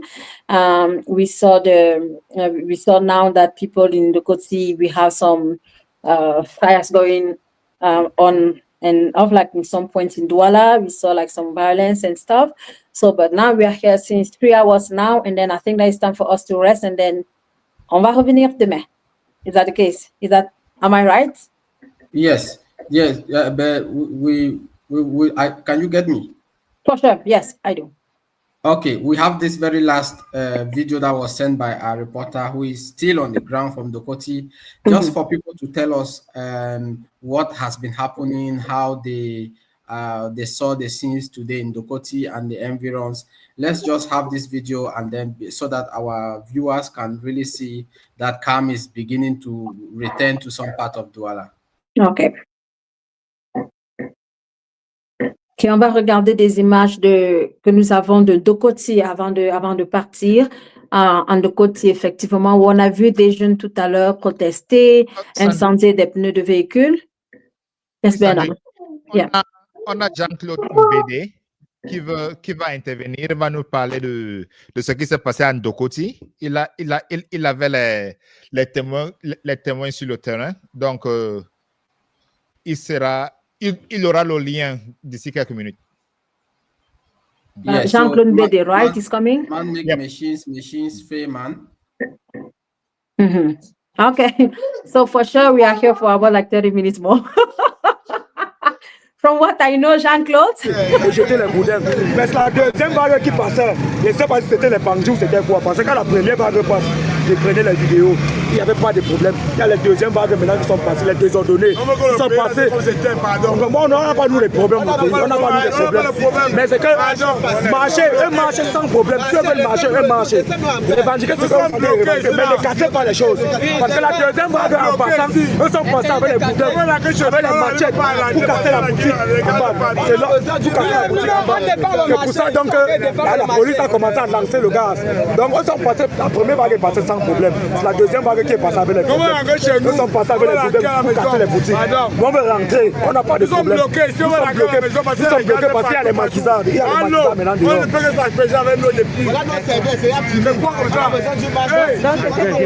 À votre avis, c'est beau. Non, entre-temps, on a besoin d'un Cameroun essentiel. Qui veut dire quoi? On a tous ces paramètres. C'est toujours nos archives qui nous rattrapent aujourd'hui. On a besoin de Aïdjo. On a besoin de Django Foncha. Et on va s'y rattraper aussi avec Oumiobe et consorts. Ce qui veut dire quoi? Ramenons notre Cameroun. Pourquoi? Parce qu'on ne se maintient pas dans un Cameroun, mais on est dans notre Cameroun. Et dans ce Cameroun, pour certains Camerounais qui ne la savent pas, le Cameroun qu'on maintient présentement, c'est le Cameroun qui est écrit avec le K. A-M-E-R-U-N. Maintenant, comment faire pour retrouver le Cameroun? C'est nous ça qu'on en a besoin. Pourquoi? Parce qu'il faudrait faire entrer d'abord les nordistes. On ne se comprend pas que ce sont eux. Et maintenant, de l'autre côté, il faudrait qu'on remette la position de Django Frontier. Et non seulement ça, on se retrouve maintenant avec une liberté qu'on appelle Oumiobe, que tout le monde en sache. Bon, là maintenant, le Cameroun va se faire prendre. Et là, nous serons de la Troisième République. Mais on va toujours maintenir le Cameroun du cas. Maintenant, pour maintenir le Cameroun du ciel, on va faire la 4e République. Que d'autres sont là. Quand on marche, chacun doit marcher, on est libre de faire le choix. Si j'ai choisi, il faut le dire. Si j'ai choisi Tchiroma, il faut dire que j'ai choisi Tchiroma. On a besoin d'une marche pacifique. S'ils veulent marcher, qu'ils marchent tranquillement et laissent les autres. Nous sommes bloqués depuis un de côté. Avec les gaz, on va pas rentrer chez nous. On va rentrer depuis le changement. Tous là où nous sommes bloqués, parce qu'on va rentrer depuis. C'est un fou là-bas. Demain, vous allez voir le film. Qu'est-ce qui ne va pas exactement? Demain, vous allez voir le film. Vous avez été arrosé les yeux, vous avez inhalé le gaz. Et c'est pour...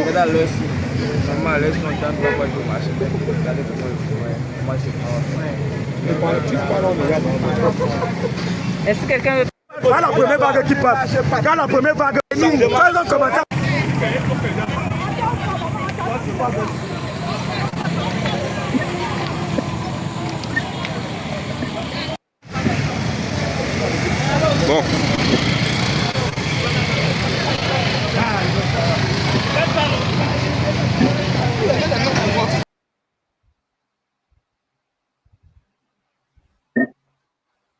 Well, Sandrine, Bernard, that's what I wanted to bring to you.